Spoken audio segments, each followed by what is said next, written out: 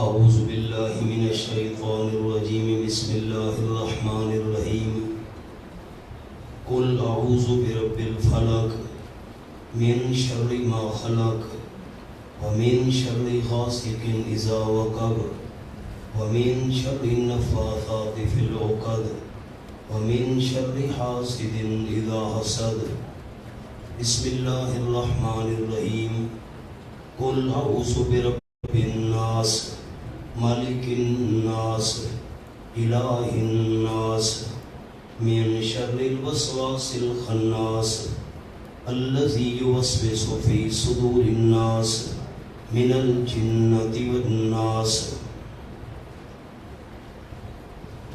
ان دونوں صورتوں کے حاشیے لکھ لے تاکہ پھر بیان کرنے میں آسانی ہو۔ پہلا جملہ لکھنا ہے الفلق کا۔ جس طرح اللہ اندھیرا چیر کر صبح کی روشنی لے آتا ہے،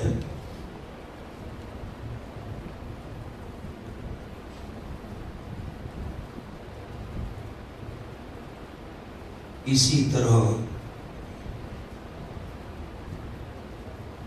تکالیف ختم کر کے خوشی لے آئے گا۔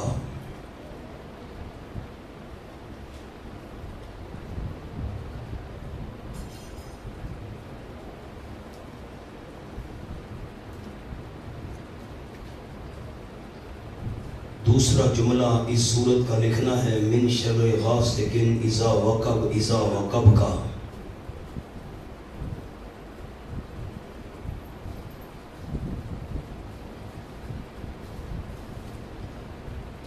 نمبر 1، اندھیرا کم، نقصان کا خطرہ کم۔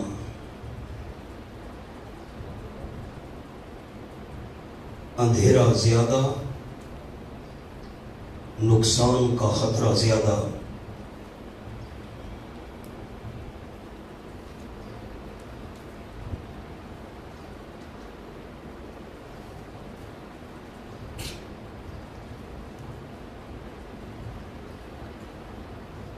آگے من شر النفاثات، النفاسات کا جملہ۔ نمبر 1،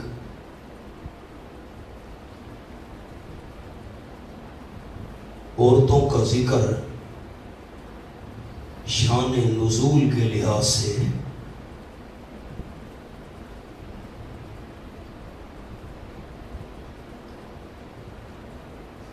نمبر 2، عورتیں مردوں کی نسبت زیادہ جادو کرتی تھیں۔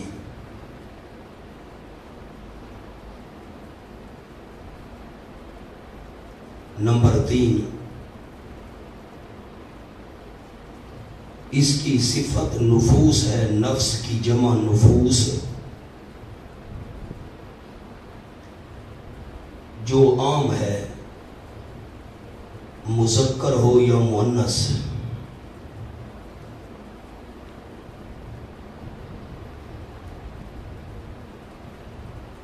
اب اذا حسد کا جملہ۔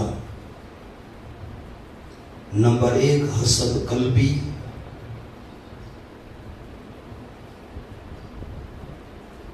نقصان دہ نہیں۔ نمبر 2، حسد عملی، نقصان دہ ہے۔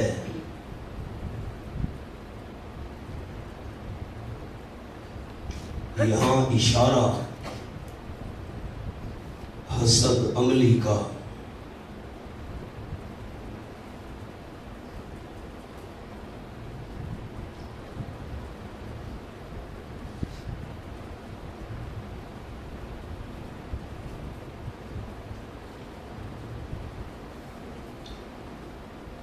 اب الفلق کے اوپر دیکھیں لکھا ہوا ہے دنیاوی مضرات سے پناہ مانگنے کا طریقہ، یہی جملہ ہم نے سورۃ الناس کے سامنے لکھنا ہے، بہت آگے پیچھے نہیں، ساتھ کر کے، ساتھ والا جو صفحہ ہے خالی اس کے ساتھ کر کے، کیونکہ اور چیزیں بھی لکھنی ہیں، لفظ صرف تبدیل کرنا ہے، دینی مضرات سے پناہ مانگنے کا طریقہ، بس یہ لفظ صرف دینی لکھنا ہے، لفظ دنیاوی کی جگہ باقی جملہ وہی ہے، دینی مضرات سے پناہ مانگنے کا طریقہ، یہ سورۃ الناس کا جملہ ہے۔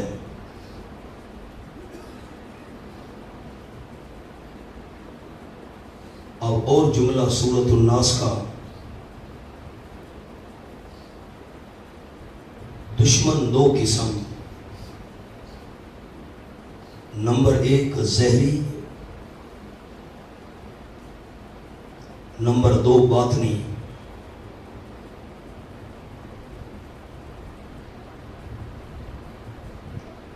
یہاں مستعاذ بہی، جس ذات کی پناہ ڈھونڈی جائے، مستعاذ بہی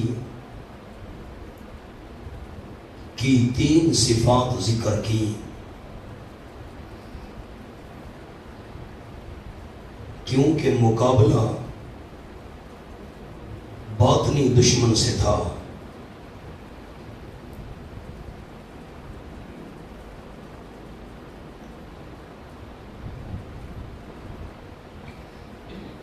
اور جملہ جی یہ برب الناس، مالک الناس، الہ الناس، ان کے 3 جملے۔ نمبر 1 خالق و مربی، صرف اللہ۔ نمبر 2 مالک، تخت بادشاہی پر خود متمکن ہے،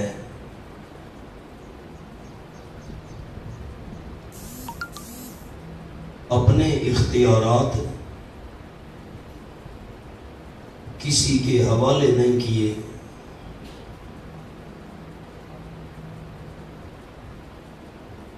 نمبر 3 الہ، مصائب و حوائج، مصیبت کی جمع اور حاجت کی جمع، مصائب و حوائج میں پکار کے لائق صرف اللہ۔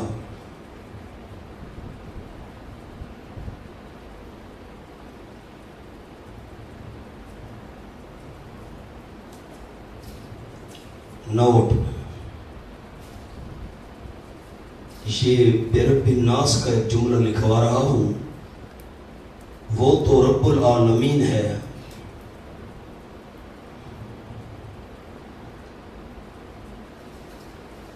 جواب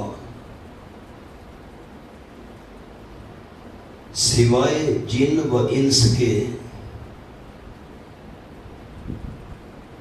ساری مخلوق اللہ ہی کو رب مانتی ہے،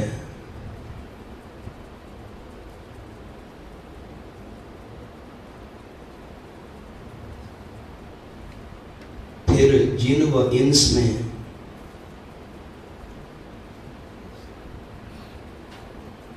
زیادہ قصوروار انسان ہے،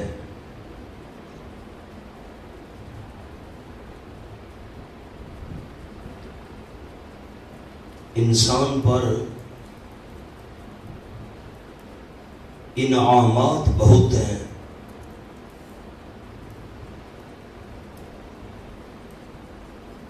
انبیاء علیہ السلام بھی انسانوں میں آئے،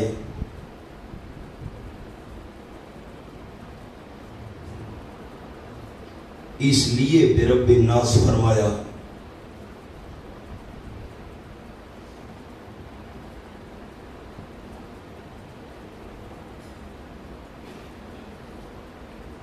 اب الوسواس کا ایک جملہ لکھوا رہا ہوں، من شر الوسواس، اس میں مصدر بطور مبالغہ شیطان کو کہا گیا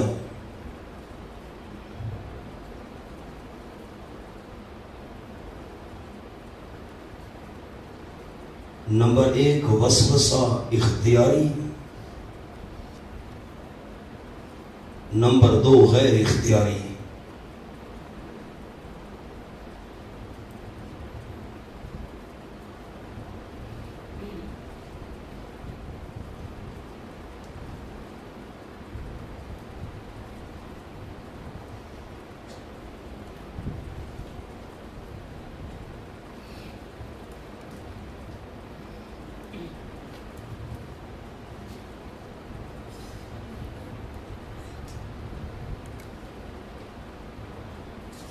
نوٹ: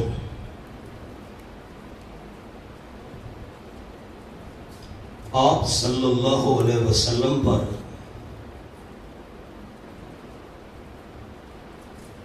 سلسلہ وحی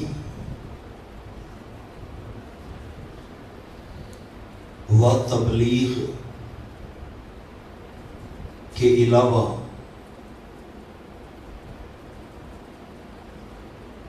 نسیان کا طاری ہونا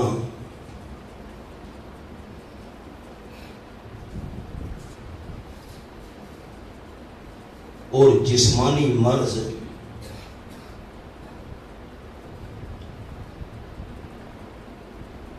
مثلاً سر درد و بخار وغیرہ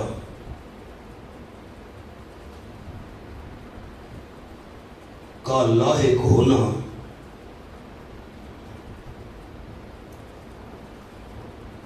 جس طرح صحیح اور ثابت ہے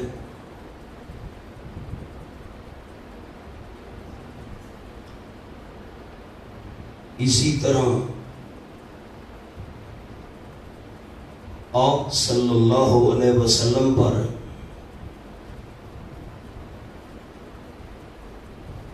جادو کیا جانا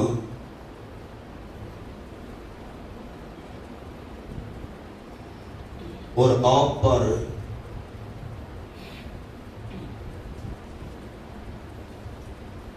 بصورت مرض جسمانی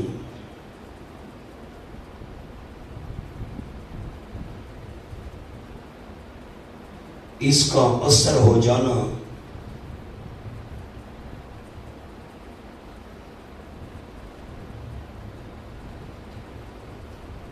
احادیث صحیحہ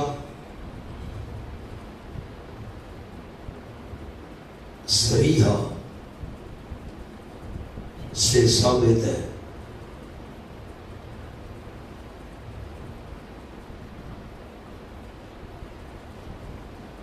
اور اس کا انکار گمراہی ہے۔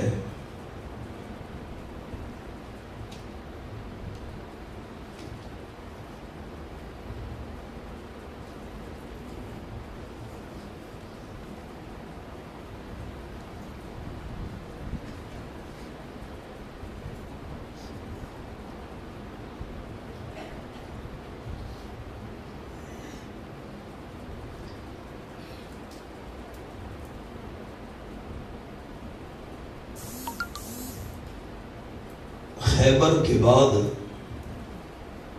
یہودیوں نے چندہ کیا اور ایک یہودی تھا لبید ابن عاصم اور اس کی 2 بیٹیاں تھیں جو جادو کیا کرتے تھے۔ انہوں نے یہودیوں نے کہ آپ کا ہم اور تو کچھ نہیں بگاڑ سکے، جادو والا حربہ کریں۔ تو چندہ جمع کر کے انہوں نے لبید ابن عاصم اور اس کی بیٹیوں کو دیا۔ یہ جادو میں بڑے ماہر تھے اور خصوصاً اس کی بیٹیاں کہ تم آپ صلی اللہ علیہ وسلم پر جادو کرو۔ ایک یہودی لڑکا تھا جو آپ صلی اللہ علیہ وسلم کے گھر میں آتا جاتا تھا، بچہ، اسے آپ صلی اللہ علیہ وسلم کے بال منگوائے جو آپ کنگھی دیا کرتے تھے، تو وہ بال اور کنگھی کے دانے لے آیا۔ تو چمڑے کا ایک دھاگا تھا، اس میں 11 گریں دی گئیں، ایک موم کا پتلا بنایا گیا اور اس موم کے پتلے میں 11 سوئیاں چبھوئی گئیں۔ ایک کنواں ہے، اس کا نام ہے بیر زروان، یا اس بیر زروان کو بیر زی اروان بھی کہتے ہیں۔ وہ جگہ میں نے دیکھی ہے، جتنا یہاں سے فاصلہ ہے اڈے کا ہے، ایسے جائیں گیٹ سے اور اڈے پر تو جو پرانا مدینہ طیبہ تھا وہ تو سارے کا سارا مسجد نبوی شریف کے اندر آ گیا۔ تو مسجد نبوی شریف کی جو مسجد کی دیواریں ہیں ان سے باہر اتنا فاصلہ بنے گا جتنا اڈے کا ہے۔ مدینہ طیبہ کے مقامی ساتھی مجھے اس مقام پر لے گئے، یہ وہ جگہ ہے۔ اب وہ کنواں تو اوپر سے بند ہے، کیونکہ مسجد نبوی شریف کے باہر جو صحن ہے، 4 دیواری سے باہر، جہاں نماز پڑھی جاتی ہے اس سے باہر، جہاں لوگ آتے جاتے ہیں گھومتے ہیں اور بلڈنگیں اس کے باہر ہیں، تو اس جگہ یہ جگہ ہے جہاں پر یہ کنواں تھا۔ اور 11 دھاگوں کے اندر جو چمڑے کا دھاگا تھا گریں دی گئیں، موم کے پتلے میں سوئیاں چبوئی گئیں، اور آپ صلی اللہ علیہ وسلم پر لبید ابن عاصم اور اس کی بیٹیوں نے جادو کیا، اور یہ مواد اس کنویں کے اندر نیچے ایک پتھر کے چھپا دیا گیا۔ تو نتیجتاً آپ صلی اللہ علیہ وسلم 6 ماہ تک جسمانی تکلیف میں مبتلا رہے۔ پیغمبر کو جسمانی تکلیف کا ہو جانا یہ نبوت کے خلاف نہیں۔ حضرت ایوب علیہ السلام بیمار رہے، آپ نے قرآن میں پڑھا۔ حضرت یعقوب علیہ السلام کی بینائی چلی گئی، آپ نے پڑھا سورۃ یوسف میں۔ آپ صلی اللہ علیہ وسلم طائف میں زخمی ہوئے، یہ نبوت کے خلاف نہیں۔ دندان مبارک آپ کا شہید ہوا غزوہ احد میں، یہ نبوت کے خلاف نہیں۔ حدیث پاک میں آیا ہے کہ آپ صلی اللہ علیہ وسلم کو دوسرے انسانوں کی نسبت بخار 2 گنا ہوتا تھا، یہ نبوت کے خلاف نہیں۔ یہودیوں نے آپ صلی اللہ علیہ وسلم کو بکری کے گوشت میں زہر ملا کر کھلایا۔ ایک یہودی عورت نے دعوت کی، وفات کے وقت آپ صلی اللہ علیہ وسلم فرماتے تھے کہ میری گردن اس زہر کے اثر سے گردن کی رگ کٹ رہی ہے۔ تو یہ ساری باتیں بڑی تفصیل سے ہیں، میں نے خلاصہ آپ کو سنا دیا۔ پیغمبر کا جسمانی طور پر بیمار ہونا یہ نبوت کے خلاف نہیں، بلکہ الٹا دلیل ہے کہ آپ بشر تھے۔ اگر آپ صلی اللہ علیہ وسلم بشر نہ ہوتے تو آپ پر یہ جسمانی تکالیف یا پچھلے انبیاء علیہ السلام پر جسمانی تکالیف نہ آتی۔ حدیث پاک میں آیا کہ آپ صلی اللہ علیہ وسلم نماز پڑھاتے ہوئے بھول گئے، 4 رکعت پڑھانی تھی، 2 پر سلام پھیر دیا، تو یہ نبوت کے خلاف ہے؟ بھولنے سے پاک تو صرف اللہ کی ذات ہے۔ جادو کے اثرات سے آپ صلی اللہ علیہ وسلم کو یہ جسمانی تکلیف ہوئی کہ آپ دنیاوی معاملات میں بھول جاتے تھے کبھی کبھار۔ مثلا میں اپنی گھر والیوں کے قریب گیا ہوں یا نہیں، اب اس میں نبوت پر کوئی فرق نہیں پڑا۔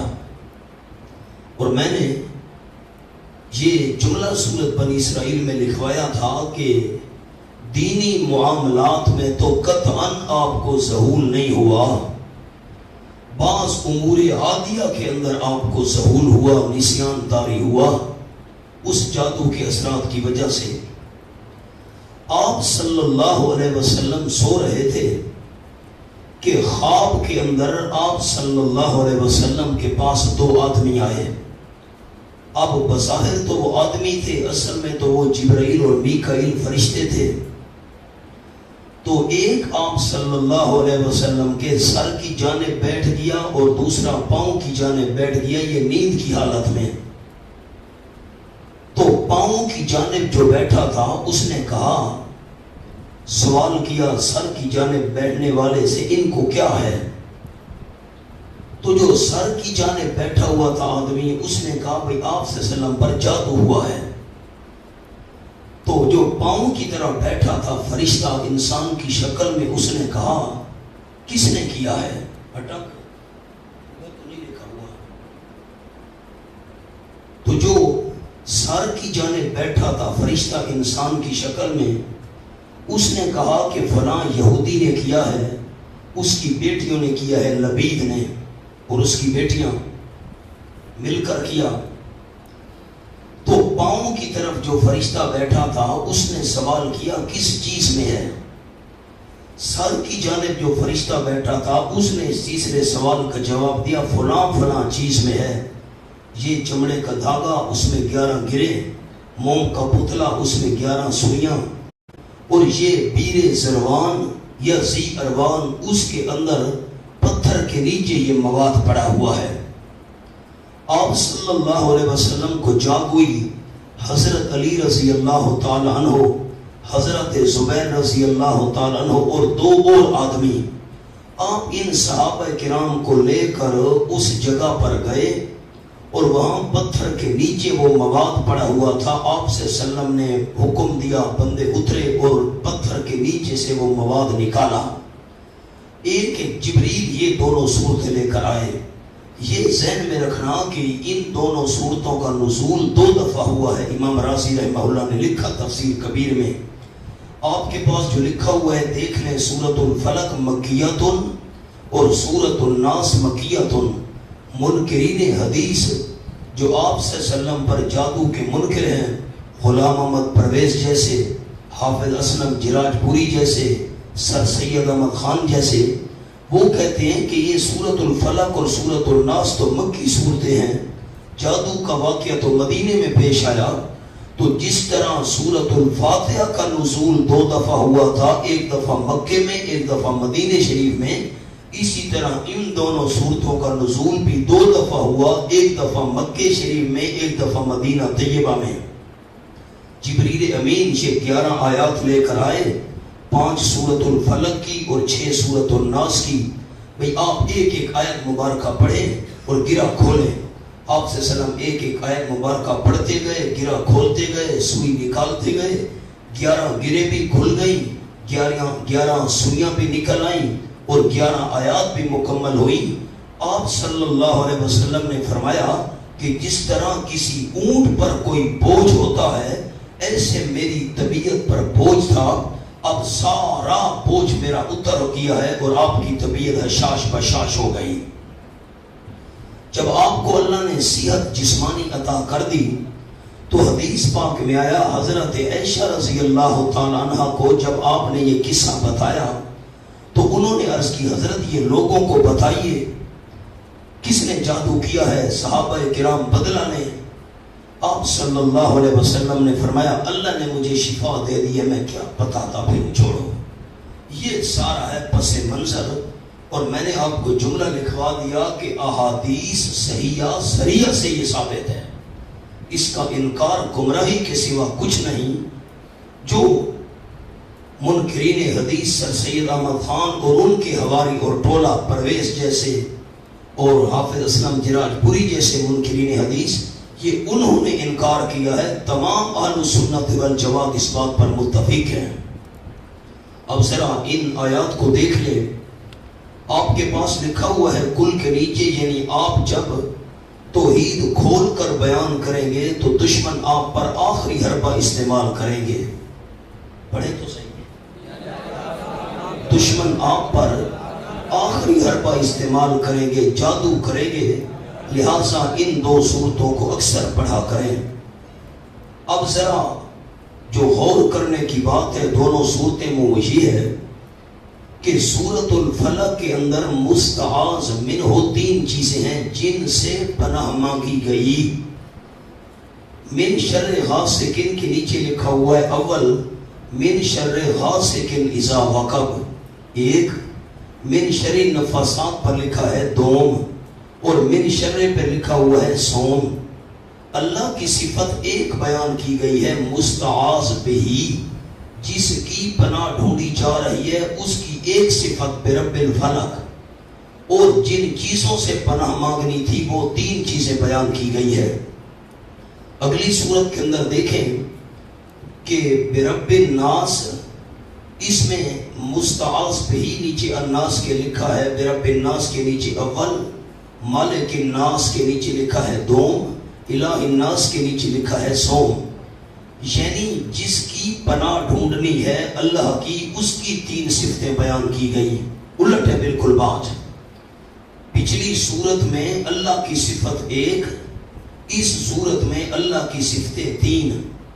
جن چیزوں سے پناہ مانگنی تھی وہ چیزیں پچھلی صورت میں 3، اور جن چیزوں سے پناہ مانگنی تھی سورۃ الناس میں وہ چیز ہے 1۔ نیچے لکھا ہے من شر الوسواس الخناس کے نیچے لکھا ہے الوسواس کے نیچے مستعاذ منہ، کس سے پناہ ڈھونڈی جا رہی ہے؟ وسوسے ڈالنے والے شیطان کے شر سے۔ تو میں نے آپ کو جملہ لکھوا دیا کیونکہ مقابلہ تھا شیطان سے، اس لیے اللہ کی صفتیں 3 ذکر کی گئی ہیں۔ سب سے بڑا دشمن ہے شیطان۔ اور کل فرما دیجئے میرے محبوب صلی اللہ علیہ وسلم اعوذ، میں پناہ ڈھونڈتا ہوں، لکھا ہوا ہے مستعیذ پناہ ڈھونڈنے والا وہ میں ہوں۔ اور برب الفلق، کس کی ساتھ؟ رب کے، ایسا رب جو کس کا مالک ہے؟ برب الفلق، جو فلک کا مالک ہے۔ اوپر لکھا ہوا ہے صبح، فلک کہتے ہیں چیرنے کو۔ میں نے آپ کو جملہ لکھوا دیا، جس طرح اللہ اندھیرا چیر کر، جملے کو تو دیکھیں، جس طرح اللہ اندھیرا چیر کر صبح کی روشنی لے آتا ہے، اسی طرح تکالیف ختم کر کے خوشی لے آئے گا۔ میں پناہ میں آتا ہوں صبح کے رب کی۔ اور اوپر عنوان لکھا ہے دنیاوی مضرات سے پناہ مانگنے کا طریقہ، جو دنیاوی نقصان دہ چیزیں ہیں۔ مستعاذ منہ من شر، کس سے پناہ ڈھونڈی جا رہی ہے؟ من شر ما خلق، تمام اس مخلوق کے شر سے، خالق جو اللہ نے پیدا کی، جتنی بھی مخلوق اللہ نے پیدا کی ہے، ساری مخلوق کے شر سے میں رب فلک کی پناہ میں آتا ہوں۔ اب من شر غاسق، پہلے تو ما خلق کے اندر تعمیم تھی، تمام مخلوق، آگے اس تمام مخلوق میں سے 3 خاص چیزیں بیان کی گئی۔ اول من شر غاسق، اندھیرے کے شر سے، نیچے لکھا ہے بالخصوص اندھیرے کے شر سے، اذا وقب، جب چھا جائے، اذا وقب جب چھا جائے۔ آپ کے پاس حاشیہ لکھا ہوا ہے نمبر 1، اشیاء زارہ ثلاثہ، 3 نقصان دینے والی چیزیں۔ نمبر 1 تاریکی مانوی حصی، حصی تاریکی تو وہ ہوتی ہے جو محسوس ہوتی ہے، رات کے وقت اندھیرا چھا گیا، اور مانوی تاریکی یہ ہے کہ محسوس تو نہیں ہوتی، بظاہر دل پر تاریکی چھا جائے، دل پر بوجھ آ جائے۔ تو اندھیرا مانوی ہے یا حصی؟ میں رب کی پناہ میں آتا ہوں۔ اور میں نے اذا وقف پر آپ کو جملہ لکھوایا، اب جملے ساتھ ساتھ دیکھنے ہیں۔ اندھیرا کم ہو تو نقصان کا خطرہ کم ہوتا ہے، اندھیرا زیادہ ہو تو نقصان کا خطرہ زیادہ ہوتا ہے۔ اس لیے فرمایا غاسقن کے ساتھ مزید وضاحت کی، اذا وقب، اگر اندھیرا تھوڑا ہو تو نقصان کا اتنا خطرہ نہیں تھا، لیکن جب اندھیرا چھا جائے تو خطرہ زیادہ ہوتا ہے، اس لیے ساتھ وقب کو بڑھایا گیا۔ جب اندھیرا چھا جائے، میں اس اندھیرے چھا جانے والے کی شر سے رب کی پناہ میں آتا ہوں۔ نمبر 2 من شر النفاسات، پھونک مارنے والی عورتوں کے شر سے، پھونک مارنے والی عورتیں، النفاسات یہ مؤنث ہے، تو میں نے اس کی 3 وجوہات آپ کو لکھوا دیں۔ عورتوں کا ذکر کیوں کیا؟ پھونک مارنے والی عورتوں کے شر سے۔ پہلا اس کا جواب آپ کو لکھوائے، یہ شان نزول کے اعتبار سے، چونکہ جادو کیا عورتوں نے تھا، لبید ابن عاصم کی بیٹیوں نے بڑی جادو کرنیاں تھی، وہ بے ایمان۔ اور دوسرا جواب آپ کو لکھوایا علماء کرام نے دیا کہ عورتیں مردوں کی نسبت جادو کرتی زیادہ تھی۔ تیسرا جواب آپ کو کیا لکھوایا کہ النفاسات، اس کی یہ صفت ہے نفوس کی، تو عبارت کیا تھی؟ من شر النفوس النفاسات، عبارت کیا تھی؟ من شر نفوس النفاسات. اور نفوس یہ عام ہے، مذکر ہو یا مؤنث، مذکر ہیں یا مؤنث ہیں، میں ان کی شر سے اللہ تیری پناہ میں آتا ہوں. اور پھونک مارنے والی قسمیں فی العقد گروہ میں، وہ جو 11 گریں لگائی تھی. اور نمبر 3 کس سے پناہ ڈھونڈی جا رہی ہے؟ من شر حاسد، حسد کرنے والے کے شر سے. اب میں نے آگے اذا حسد نہیں پڑھا بھی، کیونکہ حسد ہے 2 قسم. ایک ہوتا ہے حسد قلبی، وہ نقصان دہ نہیں ہوتا، میرے دل کے اندر حسد ہے اور رہے کسی کی، ہائے اس کو یہ چیز کیوں مل گئی، ہائے اس کو یہ نعمت کیوں مل گئی، ہائے اس کے پاس یہ شان و شوکت کیوں ہے، ہائے یہ دنیاوی اور دینی علم وغیرہ کیوں ہے. تو دل میں حسد رہے تو نقصان نہیں ہوتا، لیکن جب حاسد عملی کام شروع کر دے تو نقصان ہوتا ہے. اس لیے ساتھ قید بڑھائی گئی اذا حسد. حسد عملی نقصان دہ ہوتا ہے حسد کرنے والے کے شر سے. جب حسد کرنے لگے تو اذا حسد میں اشارہ ہے حسد عملی کا. دل میں وہ حسد رکھے رہے، مجھے کوئی فکر نہیں ہے. اللہ جب وہ عملاً حسد شروع کر دے تو میں تیری پناہ میں آتا ہوں، مجھے بچا کر رکھنا. اور آپ کے پاس ایک حاشیہ حاسکن پر لکھا ہوا ہے، پہلے اشیاء زارہ ثلاثہ 3 نقصان دینے والی چیزیں، تاریکی معنوی حصی 1، نمبر 2 حسد، نمبر 3 جادو. اور حاسکن پر ایک حاشیہ ہے، اس میں سب تاریکیاں آ گئیں. دیکھیں تو صحیح، ظاہر و باطن کی، اور تنگ دستی اور پریشانی اور گمراہی، ساریاں تاریکیاں اس میں آ گئیں. اچھا، حاسدن پر ایک جملہ لکھا ہوا ہے، تعریف حسد. حسد کس کو کہتے ہیں؟ حسد کہتے ہیں تمنی زوال نعمت عن غیر. دوسرے کے پاس جو نعمت ہے یہ چلی جائے، بندہ یہ تمنا کرے دوسرے کے پاس جو نعمت ہے یہ نہ رہے، ہائے یہ چلی جائے. اور غبطہ کی تعریف کیا ہے جو شریعت میں جائز ہے، یہ اے اللہ اس کے پاس بھی نعمت رہے اور مجھے بھی عطا کر. غبطہ شریعت میں جائز ہے، اس کو تو نے نعمت دی اللہ مجھے بھی دے، یہ جائز ہے. اور حسد دوسرے کے پاس نعمت نہ رہے، یہ شریعت میں حرام ہے. سورۃ الناس پر میں نے آپ کو جملہ لکھوایا، دینی مضرات سے پناہ پکڑنے کا طریقہ، وہ چیزیں جو دین میں انسان کو نقصان دینے والی ہیں، وہ دنیاوی یہ دینی. اور جملہ آپ کو لکھوایا، اس صورت میں توحید کے 3 درجات بیان کیے گئے ہیں. اوپر لکھا ہے، پڑھیں. جو سورت حشر، حدید اور انعام میں گزر چکے، میں نے آپ کو اس کی وضاحت لکھوا دی ہے. برب الناس 1، مالک الناس 2، الہ الناس 3. اور تشریح کیا لکھوائی ہے ذرا پڑھیں. برب الناس میں اشارہ کیا ہے کہ خالق و مربی، پیدا کرنے والا اور تربیت کرنے والا، ایک چیز کو کمال تک پہنچانے والا، ساری ضروریات پوری کرنے والا صرف اللہ ہے. نمبر 2، مالک الناس، مالک ہے انسانوں کا. کیا مطلب؟ کیا جملہ لکھوایا؟ تخت بادشاہی پر وہ خود متمکن ہے، اس نے اپنے اختیارات کسی کے حوالے نہیں کیے. الہ الناس پر کیا جملہ لکھوایا؟ توحید کا 3 درجہ، مصائب و حوائج میں غیبانہ پکار کے لائق صرف وہی ہے. اب یہ 3 صفتیں بیان کی گئی ہیں. برب الناس پر لکھا ہوا ہے مستعاذ بہی اول، پناہ کس کی ڈھونڈی جا رہی ہے؟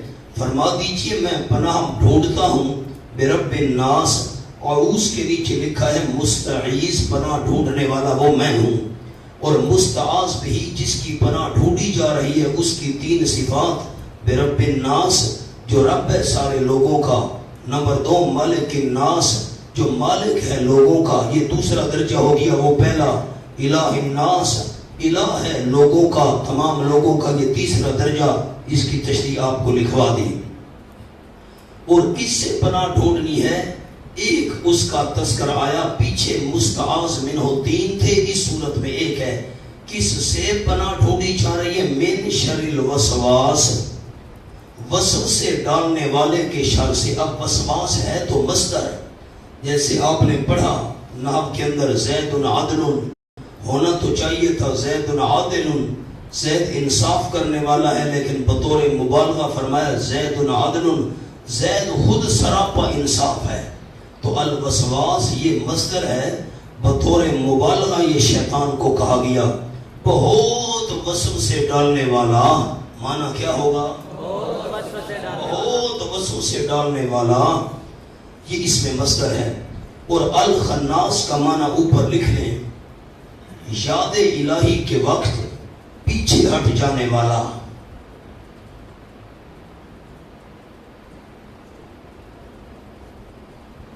یاد الہی کے وقت پیچھے ہٹ جانے والا۔ اور مشغلہ کیا ہے اس خناس کا؟ الذی یوسوس فی صدور الناس، وہ جو وسوسے ڈالتا ہے لوگوں کے سینوں میں۔ اور وہ کن میں سے ہے؟ من الجنۃ والناس، یعنی جنوں میں سے اور انسانوں میں سے۔ میں نے آپ کو جملہ لکھوایا کہ دشمن ہیں دو قسم، ظاہری اور باطنی۔ یہاں مستعاذ بھی جس کی پناہ ڈھونڈی جا رہی ہے اللہ، اس کی تین صفات کیوں ذکر کی گئی ہیں؟ مقابلہ باطنی شیطان سے تھا، جس سے مقابلہ بڑا مشکل ہے۔ شیطان دشمن، اور دشمن بھی انسان کے ایمان کا ہے، قیمتی ترین چیز کا۔ اس لیے اللہ کی تین صفتیں یہاں پر بیان کی گئی۔ ایک آپ کے پاس فائدہ لکھا ہوا ہے شاہ صاحب رحمہ اللہ کا، حضرت شاہ عبد القادر سے محدث دہلوی۔ فائدہ: قرآن کی ابتدا با سے ہے بسم اللہ الرحمن، اور آخر میں سین ہے من الجنۃ والناس، یعنی قرآن بس باقی حوث۔ پڑھیں قرآن بس باقی حوث، باقی ساری دنیا کے لالچ ہیں، اصل انسان کے لیے قرآن بس ہے، قرآن کافی ہے۔ یہ تو مختصر سا انداز تھا جو میں نے آپ کو عرض کر دیا۔ سورت کا پس منظر بھی آپ کے سامنے بیان کر دیا۔ سورت 7 کھولیے، آیت نمبر 41۔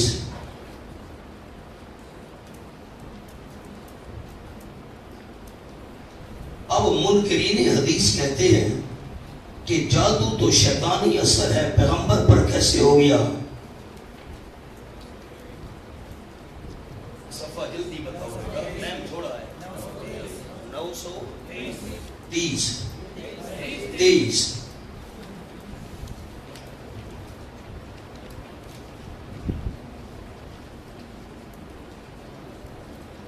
چوتھی سطر ہے، وَاذْكُرْ عَبْدَنَا ایوب، ذکر کیجیے ہمارے بندے حضرت ایوب علیہ السلام کا۔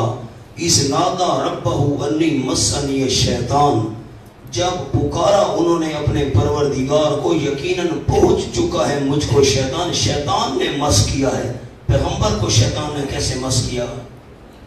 صاف لفظ آئے ہوئے ہیں۔ یہ ان لوگوں کا جواب ہے جو کہتے ہیں جادو شیطانی اثر ہے، پیغمبر پر کیسے ہو گیا؟ انی مسنی الشیطان، ایوب علیہ السلام کو شیطان کیسے مس کر دیا؟ کھولیے سورۃ الاعراف، بالکل آخر ہے، مکمل ہو رہی ہے، آیت نمبر 200، بالکل آخری آیات ہیں سورۃ الاعراف کی۔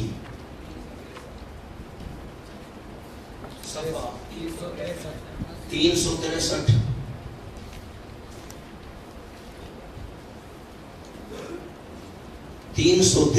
اور آخری 2 سطریں، اما ینزغنک من الشیطان نزغ، میرے محبوب اگر پہنچے آپ صلی اللہ علیہ وسلم کو شیطان کی طرف سے وسوسہ، نبی پاک کو کیسے شیطانی وسوسہ لاحق ہو گیا؟ تو آپ نے اللہ کی پناہ ڈھونڈنی ہے۔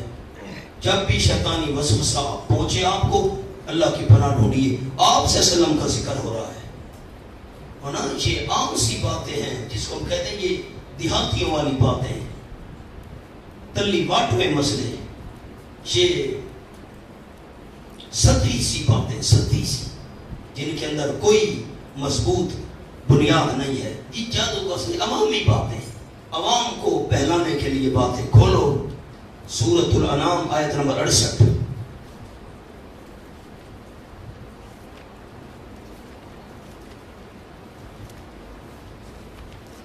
اما ینسینک الشیطان، 283۔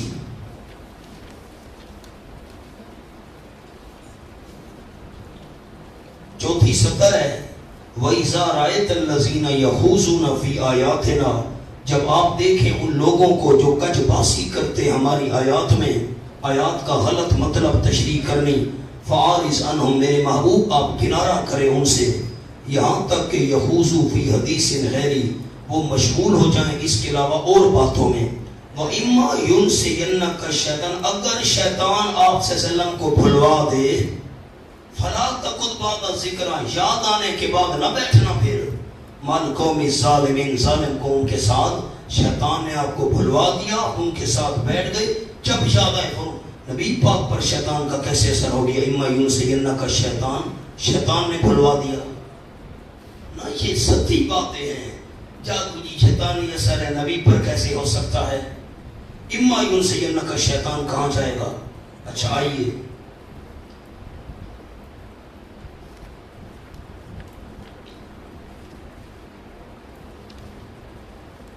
صفحہ کھولیے 316،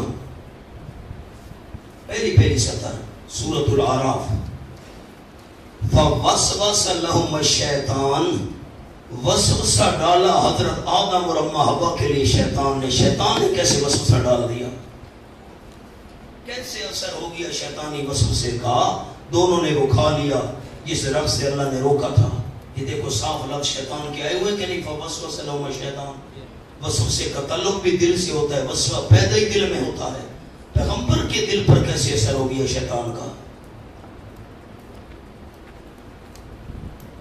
کھولے جی سورۃ الکہف، بڑے حوالے ہیں، میں آپ کو نمونہ دکھا رہا ہوں۔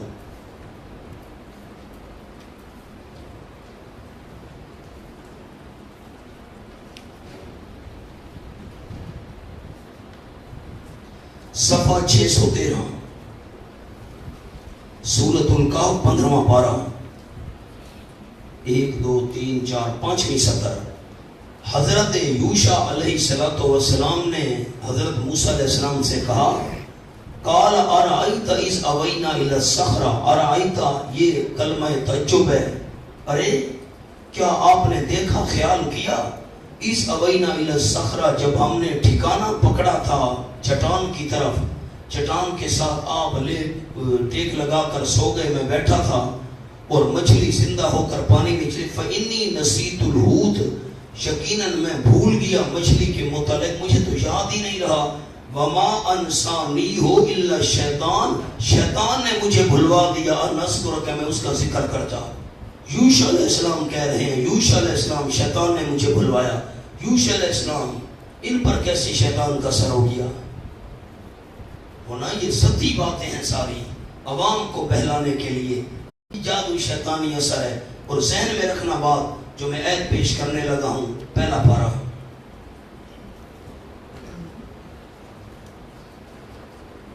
وَمَا هُمْ بِضَارِّينَ بِهِ مِنْ أَحَدٍ إِلَّا بِإِذْنِ اللَّهِ۔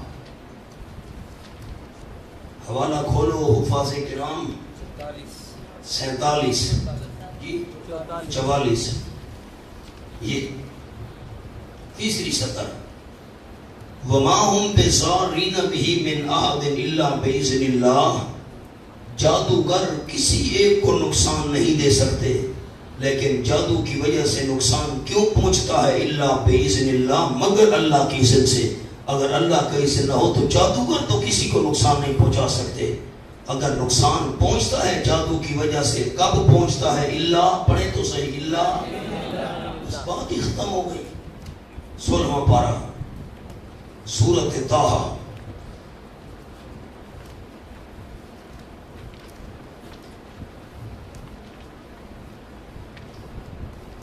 یُخَیَّلُ إِلَیْهِ مِنْ سِحْرِهِمْ أَنَّهَا تَسْعَىٰ، صفحہ 642، 642۔ فَإِذْ آخری دو سطریں صفحے کی، فَإِذَا حِبَالُهُمْ وَعِصِيُّهُمْ يُخَیَّلُ إِلَیْهِ مِنْ سِحْرِهِمْ أَنَّهَا تَسْعَىٰ، انہوں نے جب رسیاں اور لاٹھیاں ڈالی تو یُخَیَّلُ إِلَیْهِ مِنْ سِحْرِهِمْ، خیال ڈالا جاتا تھا موسیٰ علیہ السلام کی طرف، من ان کے جادو کی وجہ سے، میں نے من کا معنی لکھوایا تھا، بوجہ لکھا ہوا ہے، ان کے جادو کی وجہ سے موسیٰ علیہ السلام کو خیال ہونے لگا، ورنہ خیال کا تعلق تو دماغ سے ہے، قوت متخیلہ موسیٰ علیہ السلام کی متاثر ہو گئی، انہا تسا کہ وہ تو سام بن کر ساری لاٹھیاں اور رسیاں دوڑ رہی ہیں، فَأَوْجَسَ فِي نَفْسِهِ خِیفَةَ موسیٰ، موسیٰ علیہ السلام دل میں ڈر گئے۔ تو آپ قرآن سامنے ہے اور رمضان شریف ہے اور اللہ کا گھر ہے اور آپ باوضو ہیں، اور پھر جمعۃ الوداع، شاید اگلا جمعہ رمضان کا نبی بنے تو جمعۃ الوداع، اب قرآن پاک آپ کے سامنے، آپ نے ایمان کے ساتھ یہ جواب دینا ہے کہ موسیٰ علیہ السلام کی قوت متخیلہ یہ متاثر جادو کی وجہ سے ہوئی یا نہ ہوئی؟ تو پیغمبر پر یہ کہنا کہ جو جادو کا اثر مانے وہ کافر ہے، تو اب آپ اندازہ لگائیں کہ یہ قول کہنا کہ پیغمبر پر جادو کا اثر جو کہے وہ کافر ہے، تو پھر یہ قرآن پاک کی آیت کا انکار ہو رہا ہے کہ نہیں ہو رہا ہے؟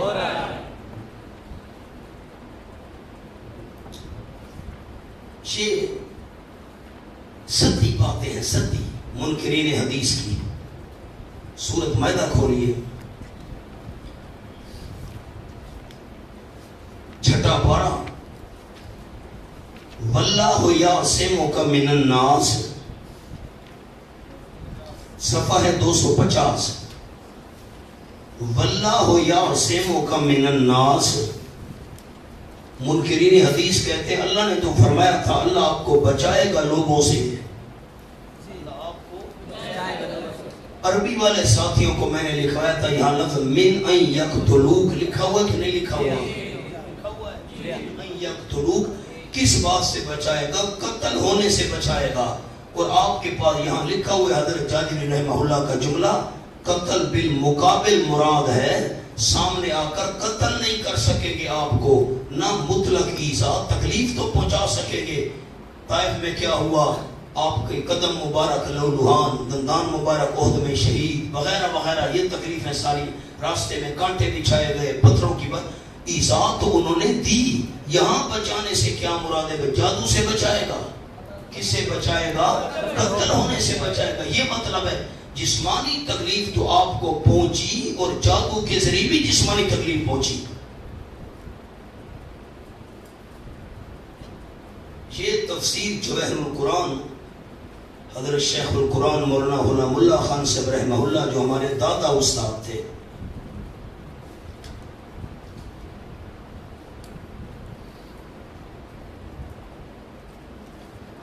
میں اٹک نیچے تو نہیں لکھا ہوا،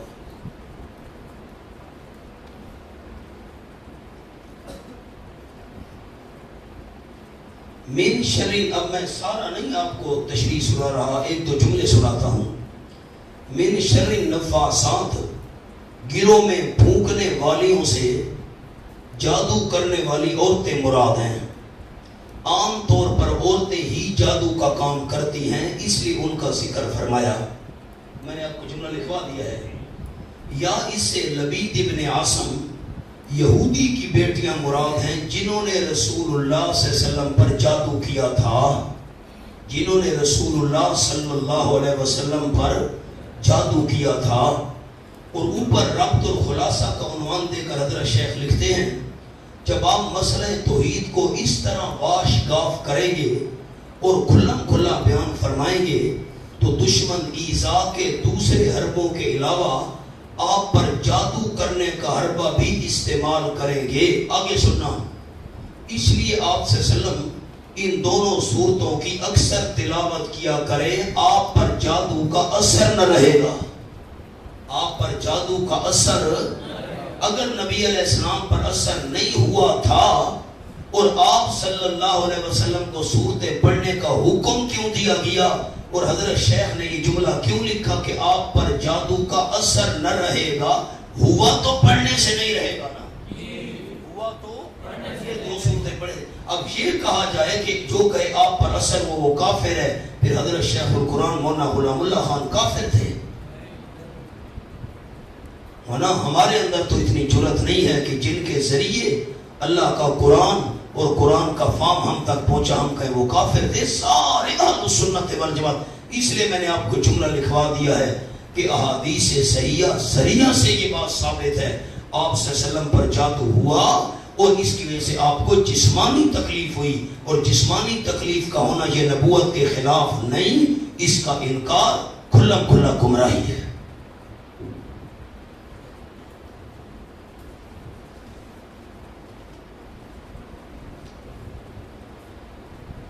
1425 ہجری میں یہ ہمارے احباب نے سورۃ الفاتحہ میں اشاعہ کی تھی ام القرآن کے نام سے۔ اس میں بڑے حوالے ہیں، میں نے اکٹھے کیے۔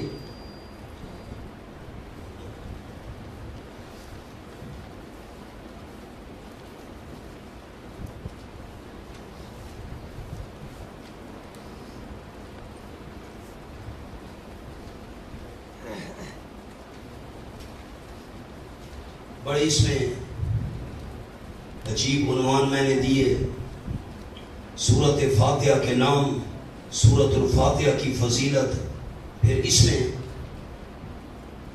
سورۃ الفاتحہ کی 20 تقریریں بڑے عجیب انداز میں۔ سورۃ فاتحہ کے اندر جو خصوصی پوائنٹ ہیں، ذکر اللہ کی قسمیں کتنی ہیں، تسبیح، تعوذ، پھر تسمیہ، اور پھر حمد، اور پھر قرآن میں حمد کا ذکر کہاں کہاں آیا، یہ لفظ اللہ پر گفتگو، غیر اللہ سے ربوبیت کی نفی، غیر اللہ سے الوہیت کی نفی، الرحمن الرحیم میں فرق، یہ آخرت کے بارے میں یہود و نصارہ کے عقیدے، شفاعت قہری کی نفی پر دلائل، عبادت کی قسمیں، ایاک نعبد کے اندر خصوصی پوائنٹ، عبادت کی شرطیں، استعانت کی قسمیں، ما تحت الاسباب، ما فوق الاسباب، اس کے دلائل، آیات کٹی، غیر اللہ سے ہدایت کی نفی، اور صراط مستقیم کس کس معنی میں قرآن میں آیا ہے، انبیاء کا راستہ بمانا عبادت، بمانا قرآن، بمانا صراط مستقیم سے بلانے والے، اس میں پھر حوالے ہیں قرآن پاک کے۔ صراط مستقیم سے روکنے والے یہ کون کون سے ہیں، اس کے دلائل، شیطان 1، سادات اور کبرا 2، احبار و رہبان 3، اور صراط مستقیم پر نہ چلنے والے یہ، اور انعمت علیہم، اس سے مراد کون ہے، یہ آیتیں، اچھا اس سے کون کون مراد ہے، یہ ساری، یہ بڑی تفصیل میں نے لکھی ہے اس میں۔ غضب کے اسباب قرآن میں 12 ہیں، غیر المغضوب، وہ سارے حوالے اکٹھے کیے۔ اچھا، اور گمراہی کے اوصاف قرآن میں کتنے ہیں، وہ حوالے اکٹھے کیے۔ سورۃ فاتحہ میں بندے کے اوصاف کتنے ہیں، اللہ کے اوصاف کتنے ہیں، یہ ساری تفصیل ہے اس کے اندر۔ میں آپ کو مختصر 3 تقریریں سنا دیتا ہوں۔ سورۃ فاتحہ کے نام بھی بہت سارے ہیں، ایک نام ہے فاتحہ، اس سے قرآن پاک کا افتتاح کیا گیا، اور ایک سورۃ فاتحہ کا مشہور نام ہے ام القرآن، یہ سارے قرآن مجید کا خلاصہ ہے۔ یہاں آپ ہاتھ رکھیں اور سورۃ الانعام کھولیں، پہلی آیت، صفحہ ہے 267، وہاں پر بھی ہاتھ رکھنا ہے۔ پھر سورۃ الکاف شروع ہو رہی ہے، اس پر بھی انگلی رکھیں،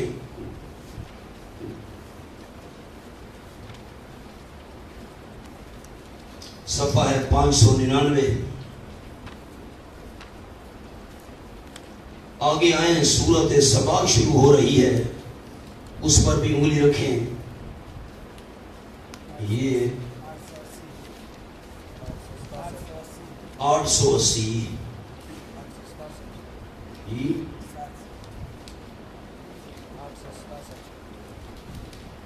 800 اور 867۔ اب ذرا غور کریں، میری طرف دیکھیں، میں ایک جملہ پہلے عرض کر دوں۔ حضرت مولانا حسین علی صاحب رحمۃ اللہ علیہ نے فرمایا قرآن مجید کے 4 حصے ہیں، ہر حصہ الحمدللہ سے شروع ہو رہا ہے۔ حضرت فرماتے تھے پہلا حصہ سورۃ فاتحہ سے شروع ہو رہا ہے، الحمدللہ، پہلا قرآن پاک کا حصہ۔ دوسرا حصہ فرماتے تھے شروع ہو رہا ہے الحمدللہ، یہ سورۃ الانعام سے، اور تیسرا حصہ شروع ہو رہا ہے الحمدللہ سورۃ الکہف سے۔ آپ کے پاس سورۃ الکہف کے ساتھ یہ حاشیے پر لکھا ہے یہاں سے قرآن کا تیسرا حصہ شروع ہے، لکھا ہوا ہے دیکھیں، اور اس میں یہ بیان ہوگا، لکھا ہے تخت بادشاہی پر خود وہی قائم ہے، یہ مضمون سورۃ سبا تک جائے گا. آئیے سبا تک، یہ احزاب تک مکمل ہو گیا. اور الحمدللہ سورۃ سبا پر کیا لکھا ہے؟ یہاں سے قرآن کا چوتھا حصہ شروع ہو رہا ہے. اب ذرا خیال، پہلا حصہ کہاں سے کہاں تک ہے مجھے ساتھی بتائیں، میں آپ کے لیے دعا کروں. الحمد شریف سورۃ فاتحہ سے لے کر سورۃ انعام کے شروع تک، گویا کہ یوں کہہ لیں کہ مائدہ کے آخر تک. سورۃ الانعام سے دوسرا حصہ.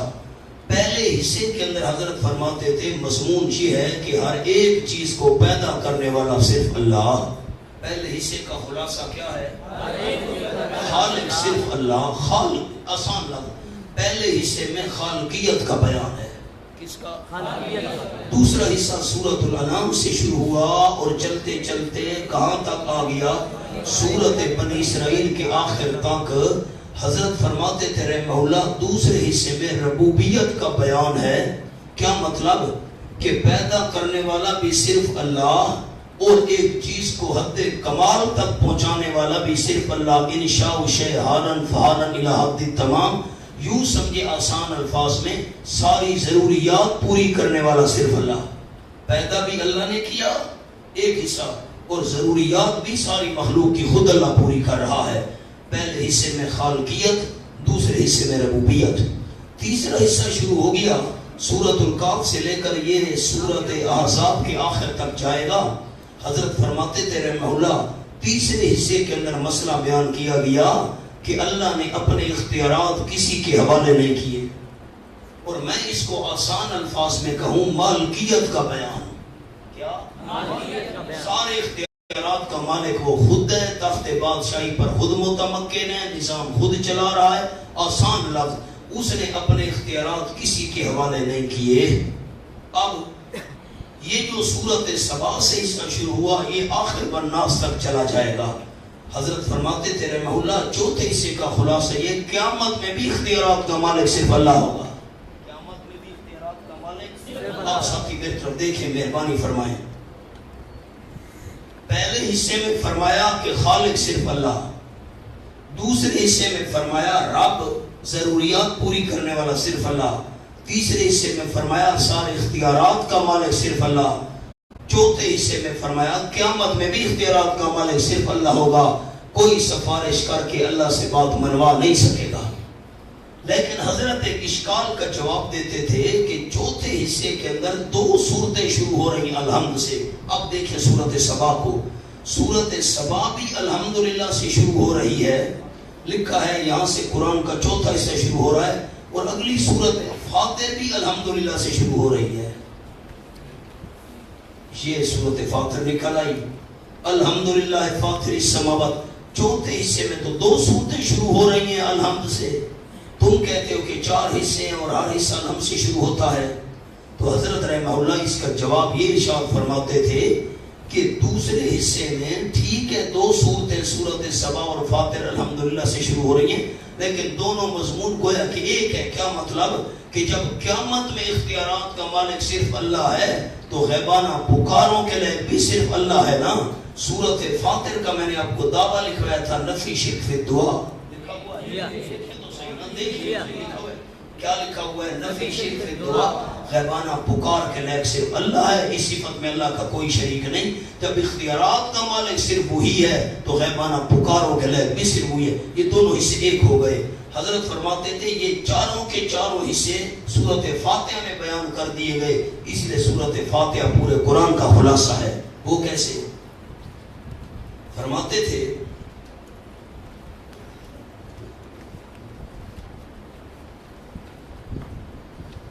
الحمدللہ حصہ اول کی طرف اشارہ ہے. آپ کے پاس اوپر لکھا وہ بھی ہے حصہ اول کی طرف اشارہ ہے. لفظ اللہ سے وصف مشہور مراد ہے. الحمدللہ الحمدللہ پہلا حصہ آ گیا اور رب العالمین میں آ گیا، اور لکھا ہوا ہے اشارہ بحصہ دونوں پر. دوسرے حصے کا اشارہ ہو گیا، قرآن کا دوسرا حصہ رب العالمین میں آ گیا. اور الرحمن الرحیم پر بڑا مہربان ہے، نہایت رحم کرنے والا ہے، اشارہ بحصہ سوم تیسرا حصہ آ گیا. پیدا کرنے والا صرف اللہ، رب العالمین ضروریات پوری کرنے والا صرف اللہ، الرحمن الرحیم رحمت خود کر رہا ہے، اس نے یہ اختیارات کسی کے حوالے نہیں کیے۔ تیسرا حصہ آ گیا، اور نمبر 4 لکھا ہے مالک یوم الدین پر اشارہ کا حصہ ہے چہارم، مالک جزا کے دن کا، قیامت میں بھی اختیارات کا مالک صرف اللہ ہوگا۔ چوتھا حصہ بھی آ گیا، سورۃ فاتحہ پورے قرآن کا خلاصہ ہے۔ علامہ شبیر احمد عثمانی رحمہ اللہ، ان کی ایک عجیب طرز ہے، ہر گلیرا رنگ و بوئے دیگر است، ہر گدائے را ندائے دیگر است۔ یہ حضرت شیخ القرآن مولانا غلام اللہ خان صاحب رحمہ اللہ کے استاد تھے۔ علامہ شبیر احمد عثمانی فرماتے ہیں کہ قرآن مجید میں کل 6 مسئلے بیان کیے گئے، میری طرف دیکھیں۔ نمبر 1 توحید، نمبر 2 رسالت، نمبر 3 آخرت، نمبر 4 احکام، نمبر 5 ماننے والے، نمبر 6 نہ ماننے والے۔ توحید، رسالت، آخرت، احکام، ماننے والے، نہ ماننے والے۔ فرماتے ہیں 6 کے 6 مضمون جو قرآن میں بیان کیے گئے ہیں سارے سورۃ فاتحہ میں ہیں، یہ سارے قرآن کا خلاصہ ہے۔ وہ کیسے؟ نمبر 1 توحید، الحمدللہ رب العالمین الرحمن الرحیم، یہ توحید ہے۔ یہ کیا ہے؟ ایک ہو گیا مضمون۔ مالک یوم الدین، مالک جزا کے دن کا، یہ آخرت کا ذکر ہو گیا۔ کتنے مضمون آ گئے؟ 2۔ ایاک نعبد، اللہ ہم تیری ہی عبادت کرتے ہیں، عبادت میں سارے احکام آ گئے، نماز، روزہ، حج، زکوٰۃ وغیرہ سارے احکام اس میں آ گئے۔ کتنے مضمون آ گئے؟ 3۔ اہدنا الصراط المستقیم، اللہ ہمیں سیدھے راستے پر چلا، صراط الذین انعمت علیہم، راستہ ان لوگوں کا جن پر تو نے انعام کیا۔ اللہ نے انعام کیا ہے 4 جماعتوں پر، آپ نے سورۃ النساء میں پڑھی، الذین انعم اللہ علیہم من النبیین والصدیقین والشہداء والصالحین، یہ 4 طبقے ہیں۔ تو سب سے پہلے اللہ نے انعام کیا النبیین، نبیوں پر، تو انعمت علیہم کہا تو اس میں انبیاء علیہ السلام کا تذکرہ آ گیا، رسالہ ثابت ہو گئی۔ یہ اپنے مضمون آ گئے 4۔ کتنے آ گئے؟ چپ کر گیا۔ الحمد للہ العالمین الرحمن الرحیم، توحید، مالک یوم الدین، آخرت، ایاک نعبد، احکام، انعمت علیہم میں اشارہ ہو گیا رسالت کا، اور 5واں مضمون ماننے والے، جنہوں نے مانا ان پر انعام ہوا، جنہوں نے نہ مانا ان پر غضب ہوا، وہ گمراہ ہوئے۔ 6 کے 6 مضمون سورۃ فاتحہ میں آ گئے۔ فاتحہ پورے قرآن کا خلاصہ ہے۔ سورۃ حامیم المومن کھولیے۔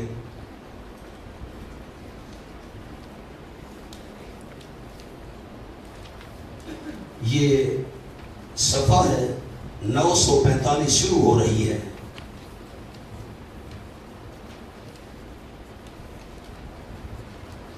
آپ کے پاس اوپر جملہ لکھا ہوا ہے، ان ابن عباس سے رضی اللہ تعالیٰ عنہ، حضرت ابن عباس سے روایت ہے، فرماتے ہیں لِكُلِّ شَيْءٍ لُبَابٌ وَلُبَابُ الْقُرْآنِ الْحَوَامِيمُ۔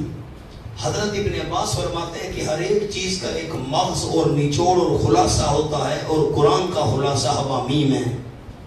سورۃ حامیم المومن کے اندر جو دعویٰ کیا گیا تھا فَادْعُوا اللَّهَ مُخْلِصِينَ لَهُ الدِّينَ، غیبانہ پکاروں کے لائق صرف اللہ ہے۔ پھر آگے جو 6 صورتیں تھیں ان میں ایک ایک شبے کا جواب دیا گیا، شبے ساتھ ساتھ بیان کیے تھے، لکھے ہوئے بھی ہیں۔ تو خلاصہ کیا نکلا کہ ساری حوامیم کا خلاصہ فَادْعُوا اللَّهَ مُخْلِصِينَ لَهُ الدِّينَ۔ جب آپ کتابیں پڑھتے ہیں نا تو کتاب کے شروع میں ایک ابتدائیہ ہوتا ہے، افتتاحیہ۔ تو سورۃ الزمر کھولے پیچھے شروع ہو رہی ہے۔ میں نے سورۃ الزمر میں آپ کو دعویٰ لکھوایا تھا نفی شرک فی العبادت، نہیں لکھا ہوا ہے، کیا لکھا ہوا ہے؟ تو سورۃ زمر کا دعویٰ ہے، یہ دوسری سطر ہے، فَاعْبُدِ اللَّهَ مُخْلِصًا لَهُ الدِّينَ، صفحہ 928۔ سورۃ زمر کا دعویٰ کہ عبادت کے لائق صرف اللہ، یہ حوامیم کے لیے گویا کہ ایک ابتدائیہ ہے، مبدا ہے، افتتاحیہ ہے۔ یہ باقی جیسے کتاب بعد میں شروع ہوتی ہے۔ تو سورۃ الزمر کے اندر مسئلہ بیان فرمایا فَاعْبُدِ اللَّهَ، عبادت کے لائق صرف اللہ، اور 7 حامیموں کے اندر مسئلہ بیان فرمایا غیبانہ پکار کے لائق صرف اللہ، عبادت کا جزو اعظم۔ یہی باتیں تو سورۃ فاتحہ میں ہیں، ایاک نعبد، اشارہ ہو گیا سورۃ زمر کے مضمون کا، نہیں سمجھے؟ اور ایاک نستعین مدد صرف تجھ ہی سے مانگتے ہیں، اشارہ ہو گیا حوامیم کے اس سارے دعوے کا۔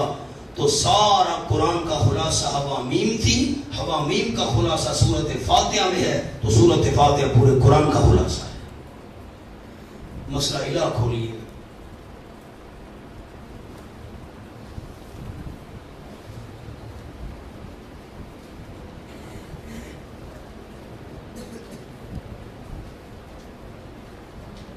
حضرت شیخ جاجری رحمہ اللہ،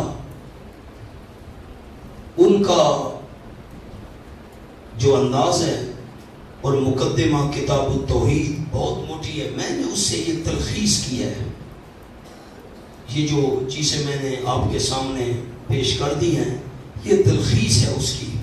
تو آپ دیکھیں کہ کیسے سمندر کو کوزے میں بند کر دیا گیا۔ عنوان آپ نے میرے ساتھ ساتھ پڑھنے ہیں۔ مسئلہ الہ سمجھنے کے لیے توحید کے درجات سے واقفیت ضروری ہے۔ نمبر توحید کے 4 درجے ہیں۔ نمبر 1 توحید فی وجوب الوجود۔ کیا معنی ہے اس کا؟ یعنی وجوب الوجود اور قدم، یہ کیا لفظ ہے؟